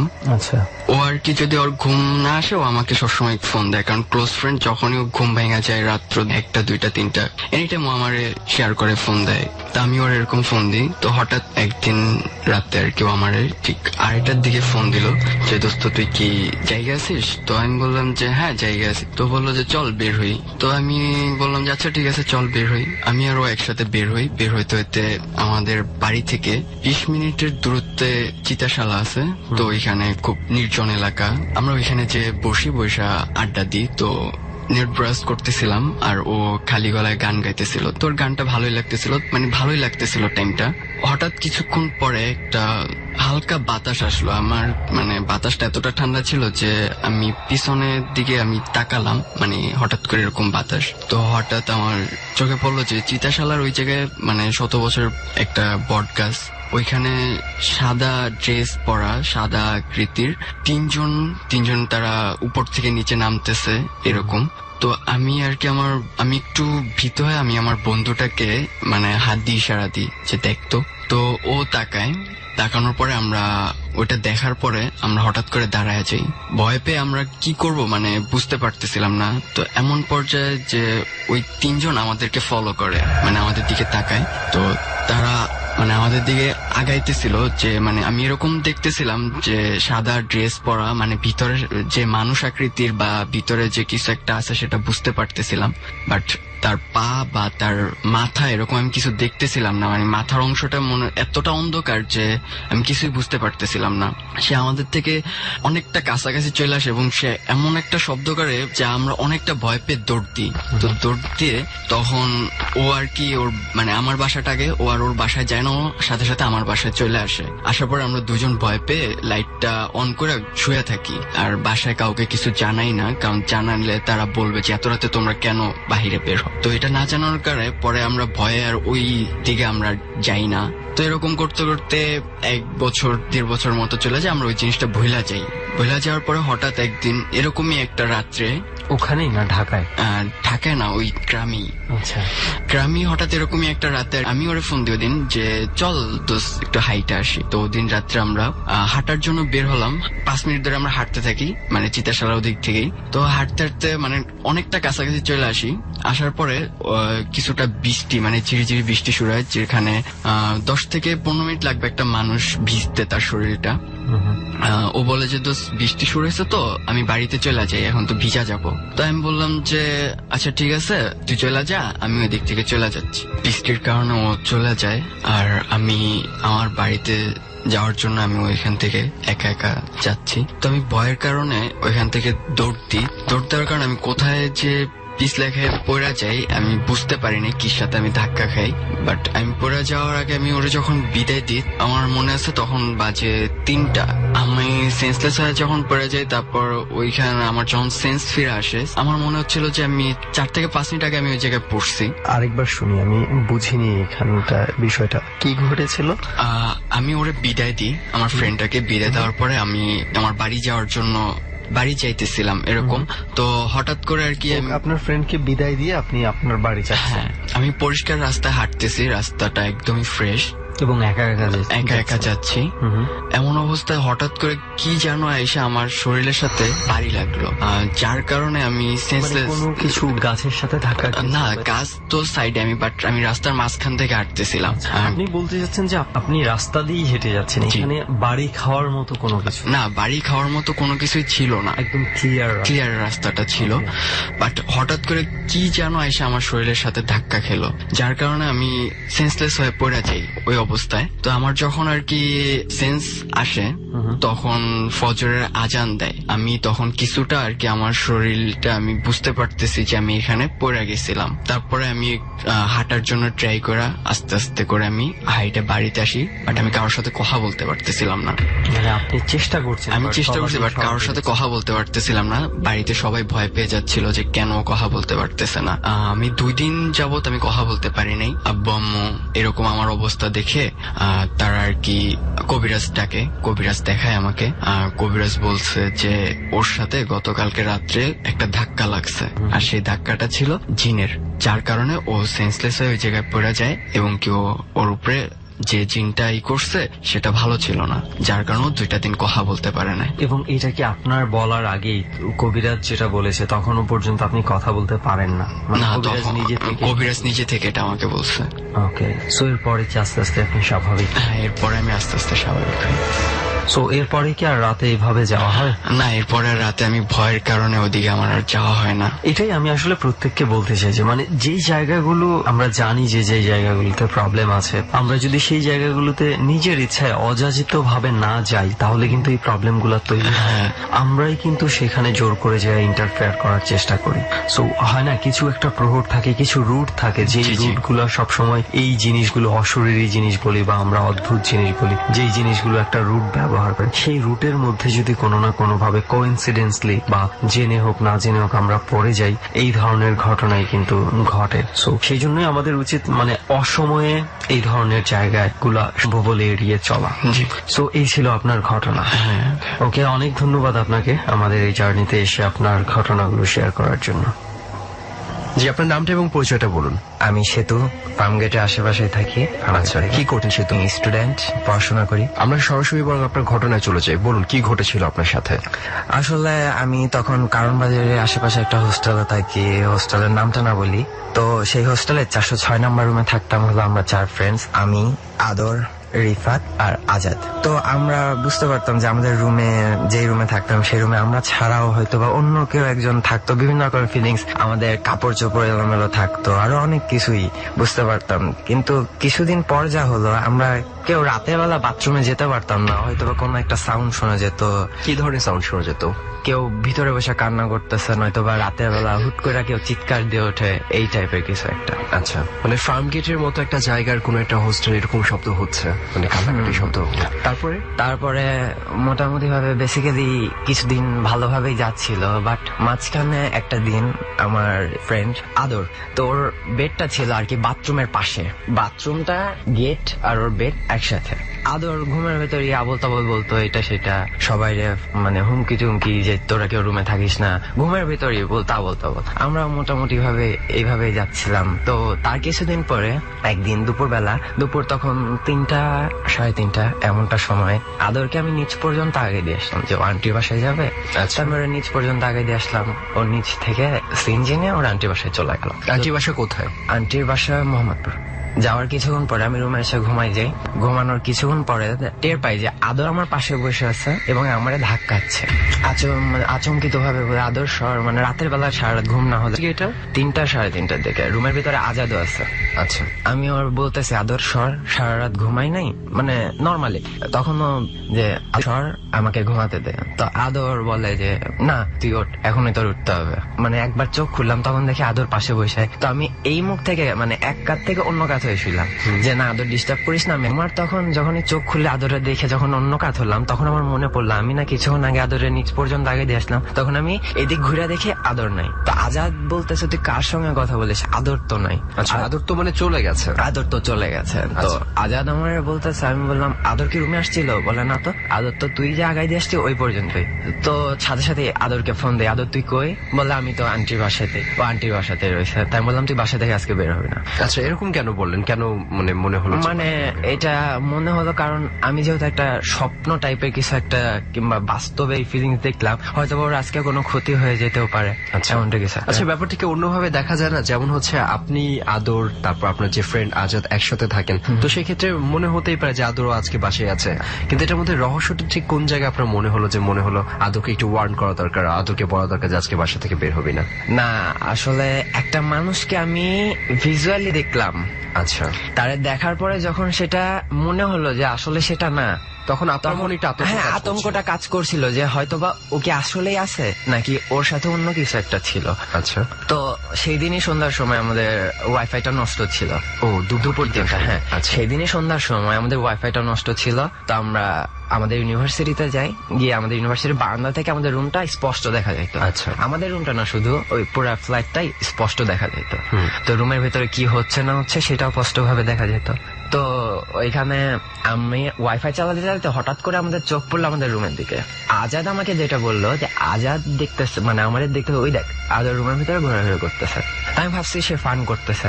তারপর আমি যখন তাকে দেখি যে আসলেই আদর একবার রুমের এই সাইড থেকে, মানে বা সাইড থেকে ডান সাইডে যাচ্ছে, ডান সাইড থেকে বা সাইডে আসতেছে, মানে হাঁটাহাঁটি করতেছে। রুমের লাইটস অন, সবকিছু অন। ও জাস্ট এই সাইড থেকে ওই সাইডে যায়, ওই সাইড থেকে এই সাইডে আসে। তো আমরা ওয়াইফাই চালানো বাদ দিয়ে দৌড় দিই ঘরের দিকে যে কি হলো, আদরকে আগাই দিয়ে আসলাম, আজকে সারাদিন কি ভুলভাল। রুমে দৌড় দেওয়ার কিছুক্ষণ পরে রুমে আইসা দেখি রুম তালা বন্ধ, আর তালাটা খুলে দেখি রুমের লাইটস অফ, রুমের ভিতরে কেউ নাই। আর মজার ব্যাপারটা হলো আদরের কাছে রুমের চাবিও থাকে না। রুমের চাবি আছে শুধুমাত্র আমার আজাদের কাছে। তো রুমটা যদি কেউ খুলতে পারে তাহলে আমরা দুজনই খুলতে পারবো। গেট কিন্তু একটাতে, একটা গেট, জানালা আছে 2টা, আর রুমের এটা তো বললাম একটা 4টা বেড 4 সাইডে। আর তারপর কি করলেন? তো তারপরে আদরকে ফোন দিলাম, আদর তুই কই? ও বলে আমি সিরাজগঞ্জ। তখন ভাবছিলাম যে হয়তো বা ফান করতেছে কিংবা, তাই বললাম তুই কার সাথে সিরাজগঞ্জ? বলে আমি আন্টির সঙ্গে সিরাজগঞ্জ গেছি, তো আন্টিকে দে। তো তখন আন্টির সঙ্গে কথা বললাম, আসলে সে সিরাজগঞ্জে ছিল। তো এই ব্যাপারটা ওর বাসায় ইনফর্ম করে আমরা ও বাসায় থেকে বলি। তখন ওর আম্মু বলে যে ওকে খুব দ্রুত পাবনায় আনো, তারপর ওকে হুজুর টুজুর দেখায়। তো ওরে আমি সেদিন রাতের বেলায় পাবনাতে ব্যাক করাই, পাবনাতে ওকে দিয়ে আসি এবং ওর আম্মুকে সব ঘটনা বলি। তো তার মাঝখানে আমরা হুজুরকে বলছিলাম যে আমাদের সাথে এই ধরনের ঘটনাগুলো হচ্ছে, রাতের বেলা আমরা কেউ ঘুমাতে পারি না, বিভিন্ন ধরনের সাউন্ড হয় আমাদের জিনিস। ও আরেকটা কথা, সেটা হলো আমরা যখন ক্যাম্পাস থেকে বাসায় যেতাম, ক্যাম্পাস থেকে যাওয়ার পরে আমরা আমাদের বইগুলা পর্যন্ত নিচের উপরে পড়ে থাকতো, আমাদের হ্যাঙ্গার থেকে কাপড়গুলা নিচে পড়ে থাকতো, মানে সব এলোমেলো হয়ে যেত। প্রবলেমটা ছিল রুমের? হ্যাঁ, রুমের ছিল। আচ্ছা, তো তারপরে আমরা হুজুরের কাছে যখন যাই, হুজুর আমাদের একটা সাজেশন দেয় যে আমরা যাতে খুব দ্রুত রুমটা ছেড়ে চলে যাই, এবং তার একটা কথা ছিল যে রুমটা যখন আমরা ছাড়বো তখন যেন কোনো কাপড় চোপড় না নিয়ে এখান থেকে, আর আমরা যেন রুমটা বের হওয়ার পরে আমরা যেন কেউ রুমের দিকে ফিরে না তাকাই, মানে পেছন দিক ঘুরে না তাকাই। আচ্ছা আচ্ছা, এটা ছিল আমার গল্প আর কি। আমরা মোটামুটি ভাবে এখান থেকে চলে যাই, আদরকে তারপরে পাবনায় রেখে আসি, এবং আমরা যারা ছিলাম তারা। আদরের ব্যাপারটা কি হয় মূলত? আদরকে কেন্দ্র করে কেন সবকিছু হতো, এই ব্যাপারটা কি জানতে পেরেছেন কোনো কারণ? আসলে ও ছোটবেলা থেকেই মানে ওর এই অস্বাভাবিক কিছু ওর সাথে ছিল, ওর আম্মু যেটা বলে আর কি। তো ওকে তারপর অনেক হুজুর দেখানো হয়, মোটামুটি ওকে সুস্থ করা হয়। আচ্ছা, অনেক ধন্যবাদ আপনাকে।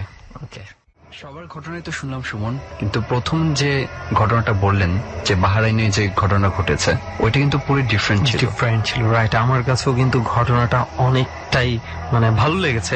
আমি যদি সত্যি কথা বলি, আমার ব্যক্তিগতভাবে আমি বলি যে আমার কাছে মানে যখন মানে আপনি বললেন না যে হঠাৎ করে যখন দক্ষিণ সাইডটা খোলা রাখলেন এবং কালো একটা শ্যাডো বের হয়ে গেল, জাস্ট ঠিক ওই জিনিসটা যখন আমি চিন্তা করছিলাম আমার কাছে মানে অদ্ভুত একটা মানে কল্পনা ছিল যখন রাইট একটা অদ্ভুত শিহরণ জেগে গেছে যে হঠাৎ করে মনে হচ্ছে যে কোনো কিছু একটা বের হয়ে গেছে। এবং যখন এই ঘটনাটা বলছিল মানে আমার চোখ না আচমকা আমার পেছন দিকে চলে গেছিল যে মানে হঠাৎ করে আমার পেছনে কোনো কিছু গেল না তো, মানে জাস্ট আমার কাছে আমি জানি যে এটা জাস্ট হচ্ছে আমার ইমাজিনেশন, ওই গল্পের সাথে একবারে মিশে গেছিলাম বলে হচ্ছে এটা মনে হয়েছে। কিন্তু ব্যাপারটা হচ্ছে আমরা যে স্পটে বসে আছি অসম্ভব কিন্তু না সুমন। রাইট, আমরা ইনফ্যাক্ট এতটুকু বলি যে আমরা আজকে যেই জায়গাতে বসে ডরটা ধারণ করেছি, এই জায়গাতে যদি কেউ যদি নর্মাল একটা ঘটনাও বলে না, আপনি যদি এখানে বসে শোনেন তাহলে আপনার কাছে মনে হবে যে এটা পৃথিবীর অন্যতম ভয়ঙ্কর একটা ঘটনা।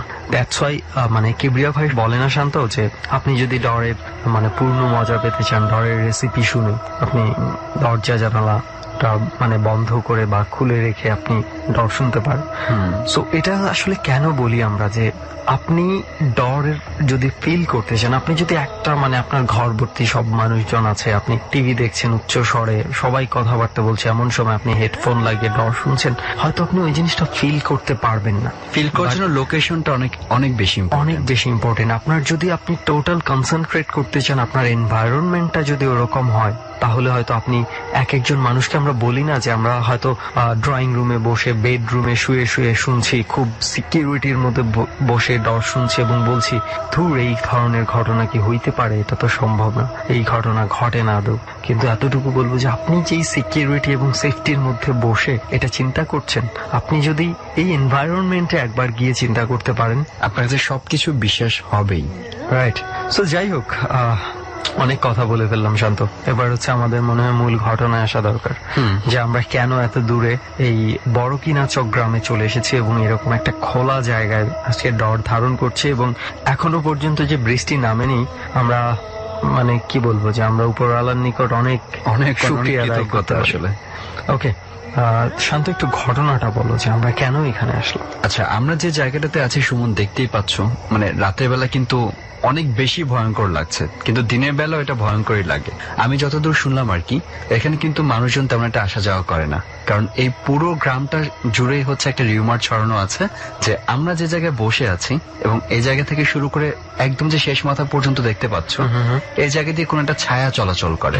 মানে বিষয়টা হচ্ছে এমন যে কেউ যখন হাঁটাহাঁটি করছে, ধরো তুমি আমি আজকে রাতের বেলা বসে আছি, আমাদের উপর যদি সে ছায়া পড়ে তাহলে সে এক সপ্তাহের মধ্যে সে মারা যায়, এরকম একটা রিউমার পুরো গ্রামের মধ্যে। এবং নট অনলি রিউমার, আমরা এমনও শুনেছি যে যদিও রিসেন্ট ঘটেনি এরকম, অনেক আগে নাকি এরকম কয়েকটা মৃত্যুর ঘটনাও ঘটে গেছে। দ্যাটস ওয়াই মানুষ হচ্ছে আরো অনেক মাত্রায় বেশি ভয় পেয়ে গেছে। এবং হয় না যে অনেক সময় আপনি ভাবতে পারেন যে আমি যদি অন্ধকার একটা রাস্তার মধ্যে দিয়ে হেঁটে যাচ্ছি, আমার উপর একটা ছায়া পড়েছে কিনা আমি কিন্তু বুঝতে পারবো না। লজিক্যাল কথাটা আসলে, কিন্তু অনেকে যখন লাইট নিয়ে চলাফেরা করেছেন এবং সাথে আলো ছিল, দুই একজন মিলে গেছেন, সেই লাইটের আলোতে ওনারা অদ্ভুত ছায়া খেয়াল করেছেন। আর কিছু একটা কিন্তু ফিল করা যায়, যেমন আমাদের প্রথম গল্পে যেমন বলা হচ্ছিল না যে কালো রঙের যে ধোঁয়ার মতো করে চলে যাওয়া, তো তুমি অন্ধকারে থাকো কিংবা আলোতে থাকো, তোমার আশেপাশে যদি উদ্ভট কিছু বা অস্বাভাবিক কিছু যদি ঘটে, তুমি কিন্তু একটু হলেও ফিল করতে পারবে যে যা ঘটছে তা স্বাভাবিক নয়। রাইট। তবে এই ফাঁকে এতটুকু বলি যে অনেকের কিন্তু আবার দেখা গেছে যে নর্মাল জিনিসকে অনেকে অস্বাভাবিক ভাবেন। শান্ত, আমি একটা অভিজ্ঞতা বলি, আমার পার্সোনাল একটা এক্সপেরিয়েন্স আপনাদের সাথে শেয়ার করি। আমি অনেক সময় রাতে, আমি অফিস থেকে যখন ফিরি, অনেক সময় রাত 2টোও বেজে যায় কোনো কোনো দিন অফিস থেকে ফেরার সময়, যখন আমি সিঁড়ি দিয়ে উঠতে থাকি না, একদম নীরব থাকে, প্রত্যেকটা ফ্ল্যাটের সবাই ঘুমাচ্ছে, শুধু দারোয়ানরা গেটে থাকে। জাস্ট আমি গাড়ি থেকে নেমে আমি যখন উঠতে থাকি, সিঁড়ি দিয়ে লিফট বন্ধ থাকে, তো আমার কাছে মনে হয় না আমি এক একটা সিঁড়ি পাড়া দিচ্ছি, আমার পেছনে মনে আরো একটা শব্দ হচ্ছে, আরো একজন মনে সিঁড়ি দিয়ে উঠছে, বাট আই নো যে এটা কিছুই হচ্ছে না, জাস্ট আমার মনের ইমাজিনেশন, আমার মন সেটা মনে করছে যে আমার পেছনে হয়তো আছে। সো এইসব ঘটনা থেকে অনেকে আবার ভয় পেয়ে যায় না, অনেকেই ভয় পায়, মানে একদমই কারণ ছাড়া বলা যায়। ওকে, এবার আমরা আবার একটু মূল জায়গাটার বর্ণনাতে আসি। আমরা যে জায়গাটাতে আছি এটা কিন্তু বেশ মানে একটা ঘন জঙ্গল এলাকা বলা যেতে পারে। অবশ্য আমরা যেখানটাতে বসেছি এটা অনেকটা পয় পরিষ্কার একটা জায়গা, রাস্তার পাশে, রাস্তার পাশেই রয়েছে মোটামুটি, এবং গ্রামের রাস্তা হওয়াতে এদিক দিয়ে রাতের বেলাতে সন্ধ্যার পরে আনাগোনা একদম নেই বললেই চলে। এবং আরেকটা বিষয় দেখেছো সুমন, যে আশেপাশে বাড়ি কিন্তু নেই। রাইট, সেটা শুরুতেও শান্ত একবার বলেছিল যে আশেপাশে বাড়ি ঘর নেই, অনেক দূরে। এখান থেকে আমরা যেই জায়গাটাতে আছি এখান থেকে বাড়ি ঘরের অবস্থানটা বেশ দূরে। সো এইটা হচ্ছে আরো হরর হয়ে যাওয়ার কারণ, যে কেউ যদি একা, আমি ডেফিনেটলি বলতে পারি একা আপনি হেঁটে যেতে চাইবেনই না এই জায়গাটা দিয়ে। ইনফ্যাক্ট আমি নিজেও চাইবো না এরকম একটা রাস্তা দিয়ে এত রাতের বেলা মানে একা হেঁটে যেতে। কিন্তু অনেকে আবার বাধ্য হতে হচ্ছে, কারণ যে আমরা যে ওয়েটা দিয়ে আসলাম এই গ্রামের মানে দুইটা ওয়ে, একটা ওয়ে কিন্তু এটা। রাইট, অনেকে হচ্ছে যে গ্রামের বাসিন্দা যারা রয়েছে এটা হচ্ছে তাদের মূল পথ। যদি রাতের বেলা যেতে চান আপনি, তাদের দিনের বেলা যাওয়ার জন্য একটা আলাদা উল্টো পথ রয়েছে, কিন্তু রাতের বেলা যদি যেতে চায় এটাই হচ্ছে প্রবেশদ্বার আমরা বলতে পারি। হ্যাঁ, যে রাতে এখান দিয়েই যেতে হয়। সো বুঝতে পারেন যে অনেক ভয় পাওয়া সত্ত্বেও কিন্তু অনেক মানুষকে এটা দিয়েই যেতে হয়, সেই ভয়টা মাথায় নিয়েই যেতে হয়। এবং এই ভয়টা আপনি এই জায়গাতে না আসলে আপনি কখনোই আপনার ড্রয়িং রুমে বসে কিংবা আপনার বেডরুমে শুয়ে শুয়ে শুনতে শুনতে এটা ফিল করতে পারবেন না। ওকে, আবারও আমরা ঘটনার জায়গায় ফিরে আসি, এবং শান্ত একটা ঘটনা কিন্তু বলা বাদ রয়ে গেছে। আমরা মানে মূল ইন্টারেস্টিং যে ঘটনাটা আমরা যেখান থেকে জানতে পেরেছি, উৎস খুঁজে পেয়েছি, এই জায়গাটার সন্ধান পেয়েছি, সেই জায়গাটা শান্ত, সেই ঘটনাটা আমার ধারণা এখানে যারা আছে আমাদের সবার সাথে আরেকবার শেয়ার করো। এই ঘটনা হচ্ছে আজ থেকে 1.5 বছর আগে। 3 জন বন্ধু মিলে আসছে ঢাকা থেকে এই জায়গায় ঘুরবার জন্য, এই গ্রামটা দেখবার জন্য। তো তখনই মূলত ঘটনা ঘটে সন্ধ্যার পরে। মানে এমন না যে খুব বেশি একটা রাত ছিল, তা কিন্তু না, সন্ধ্যায় কিছুক্ষণ পরে তারা 3 জন মিলে হাঁটাহাঁটি করছে। তো 3 জন হাঁটাহাঁটি করতে করতে একটা পর্যায়ে গিয়ে ওই 3 বন্ধুর মধ্যে একজন বন্ধু হঠাৎ করে চিৎকার করে ওঠে। তো ওর চিৎকার দেখে বাকি 2 জন প্রথমে ভাবে যে হয়তো ফাইজলামি করছে, বন্ধুরা থাকলে ভয় দেখানোর জন্য ফাইজলামি করছে। তো তখন বলে যে কি হয়েছে, বাকি 2 জন জিজ্ঞেস করছে যে কি হয়েছে, কিন্তু ওই ছেলে বারবার বলছে আমি ছায়া দেখতে পাচ্ছি। তো কিসের ছায়া, কি ছায়া ওরা তো আর ঠিক ওইভাবে জানে না, কারণ ওরা তো ঢাকা থেকে আসছে, তো এই জায়গা সম্পর্কেও তাদের তেমন একটা ধারণা নেই। তো তখন হচ্ছে এই ঘটনাটা শুরু হয় আর কি। এবং ওই 3 জনের মধ্যে বাকি 2 জন যে বন্ধু ছিল তারাই কিন্তু আমাদেরকে পরে এই ঘটনা বলে, যে কারণে আমরা আজকে বলতে পারছি পুরো ঘটনাটাকে। তো ওই ছেলেটা ভয় পেয়ে যাওয়ার পর চিৎকার করতে শুরু করে ছায়া দেখে, এবং একটা পর্যায়ে গিয়ে ওই 2 বন্ধু মিলে থামানোর ট্রাই করে যে কি ব্যাপার, চিৎকার করছিস কেন, যদি কিছু দেখেও থাকিস বল কি হয়েছে না হয়েছে। তো তখন হচ্ছে ওই ছেলেটা বলে যে আমি ছায়া দেখতে পাচ্ছি, আমি আমার ছায়া দেখতে পাচ্ছি। ব্যাপারটা একটু অদ্ভুত না সুমন, যে কেউ একজন কালো ছায়া দেখতে পাচ্ছে বা যাই ছায়া দেখতে পাচ্ছে সে বলছে যে সে নিজের ছায়া দেখতে পাচ্ছে, এবং নিজের ছায়া দেখে নিজে ভয় পাচ্ছে। ব্যাপারটা কিন্তু পুরোই অন্যরকম। এবং তখন থেকে যে প্রবলেমটা শুরু হয় আর কি, যে তাকে ওখান থেকে নিয়ে আসে, সে অজ্ঞান হয়ে যায়। অজ্ঞান হয়ে যাওয়ার পরও সে তারপরেও বারবার ছায়া দেখতে পায়। মানে এই জায়গাটাতে আমি একটু ইন্টারাপ্ট করি, সেটা হচ্ছে যে মানে ঘটনাটা এরকম যে ওখানে প্রথমে বন্ধুদের আসলে ধারণাটা ছিল ও মনে হয় প্রথমে মানে ফাজলামোই করছে, হ্যাঁ মজা করছে, বন্ধুদের সাথে মজা করছে, ভয় দেখানোর চেষ্টা করছে। এবং এই একটা পর্যায়ে ওই ছেলেটা না হঠাৎ এইখানেই মানে অজ্ঞান হয়ে পড়ে যায়। তখন বন্ধুরা আসলে অনেকটা ঘাবড়ে যায় যে আসলে হোয়াট হ্যাপেন্ড। এবং তখন এমন একটা জায়গায় অজ্ঞান হয়েছে যে তুমি নিয়ে যেতে হলেও তো মানে ধরার একটা বিষয় রয়েছে। সো ওরা এখানে যখন মানে এই ঘটনা ঘটে যায়, দেন ওরা হচ্ছে আর কি এই বন্ধুকে মানে কোন রকমে এইখান থেকে কিছু দূর নেয়ার পরে বাসায় খবর দেওয়া হয়, আরো মানুষজন আসে, তারপর নিয়ে যাওয়া হয় এবং বাড়িতে নিয়ে ওই রাতে তার জ্ঞান ফিরানো, বহু কষ্টে মানে তার জ্ঞানটা ফিরানো হয়। কিন্তু এর পর থেকেই যেটা ঘটে যে ছেলেটার মধ্যে পুরো অ্যাবনর্মালিটি বিষয়টা চলে আসে, এবং সে প্রায় বলে হচ্ছে আমার ছায়া দেখতে পাচ্ছি। মানে ছায়াটা কিসের, মানে তুমি একটা জিনিস চিন্তা করে দেখো, নিজের ছায়া দেখে নিজে ভয় পাওয়ার কিন্তু কোনো কথা না, কিন্তু মুখ দিয়ে এই কথাটা বলার মানে কি, সেটাও কিন্তু একটা মানে অদ্ভুত একটা বিষয়। রাইট, মানে এমন হচ্ছে কি বিষয়টা এমন হয়ে গেছে যে প্রত্যেকটা মানুষের যখন আলোর বিপরীতে তার ছায়া পড়বেই।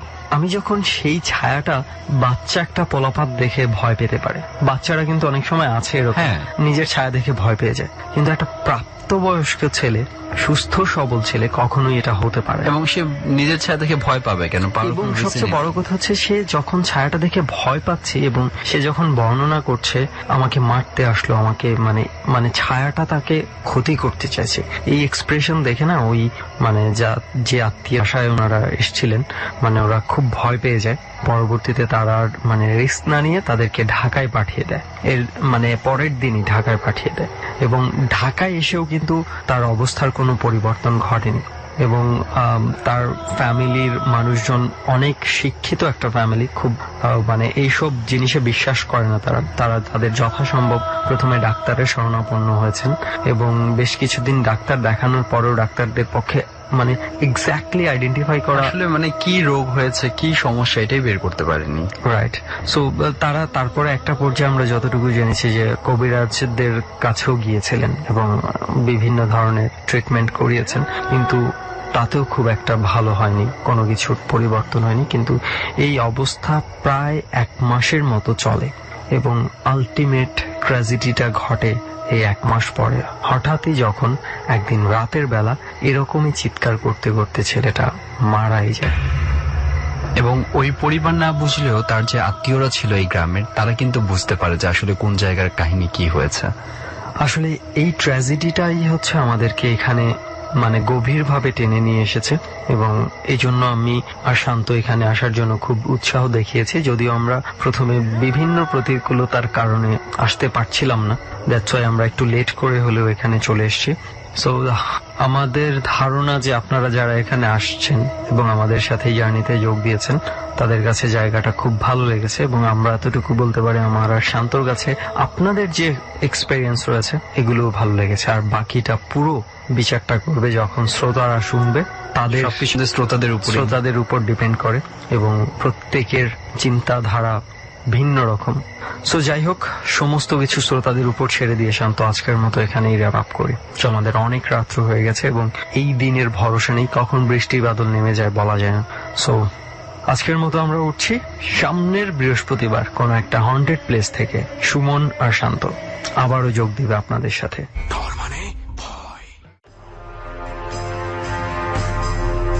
শেষ করবো আজকের মতো, ইনফ্যাক্ট শেষ করতেই হবে, কারণ জলি দেওয়ার কোনো গল্প নেই। অনেকগুলো প্রশ্ন, অনেকগুলো জিজ্ঞাসা, কারো কারো মনে অনেক বড় একটা প্রশ্ন, সত্যি কি এটা সম্ভব? অসম্ভবের এই দুনিয়াতে অনেক কিছুই সম্ভব যদি আপনি বিশ্বাস করেন, আর যদি না করেন তাহলেও অনেক কিছুই আপনার কাছে অসম্ভব। বিশ্বাসের এই ব্যাপারটি একান্তই আপনার। শেষ করছি আজকের টর।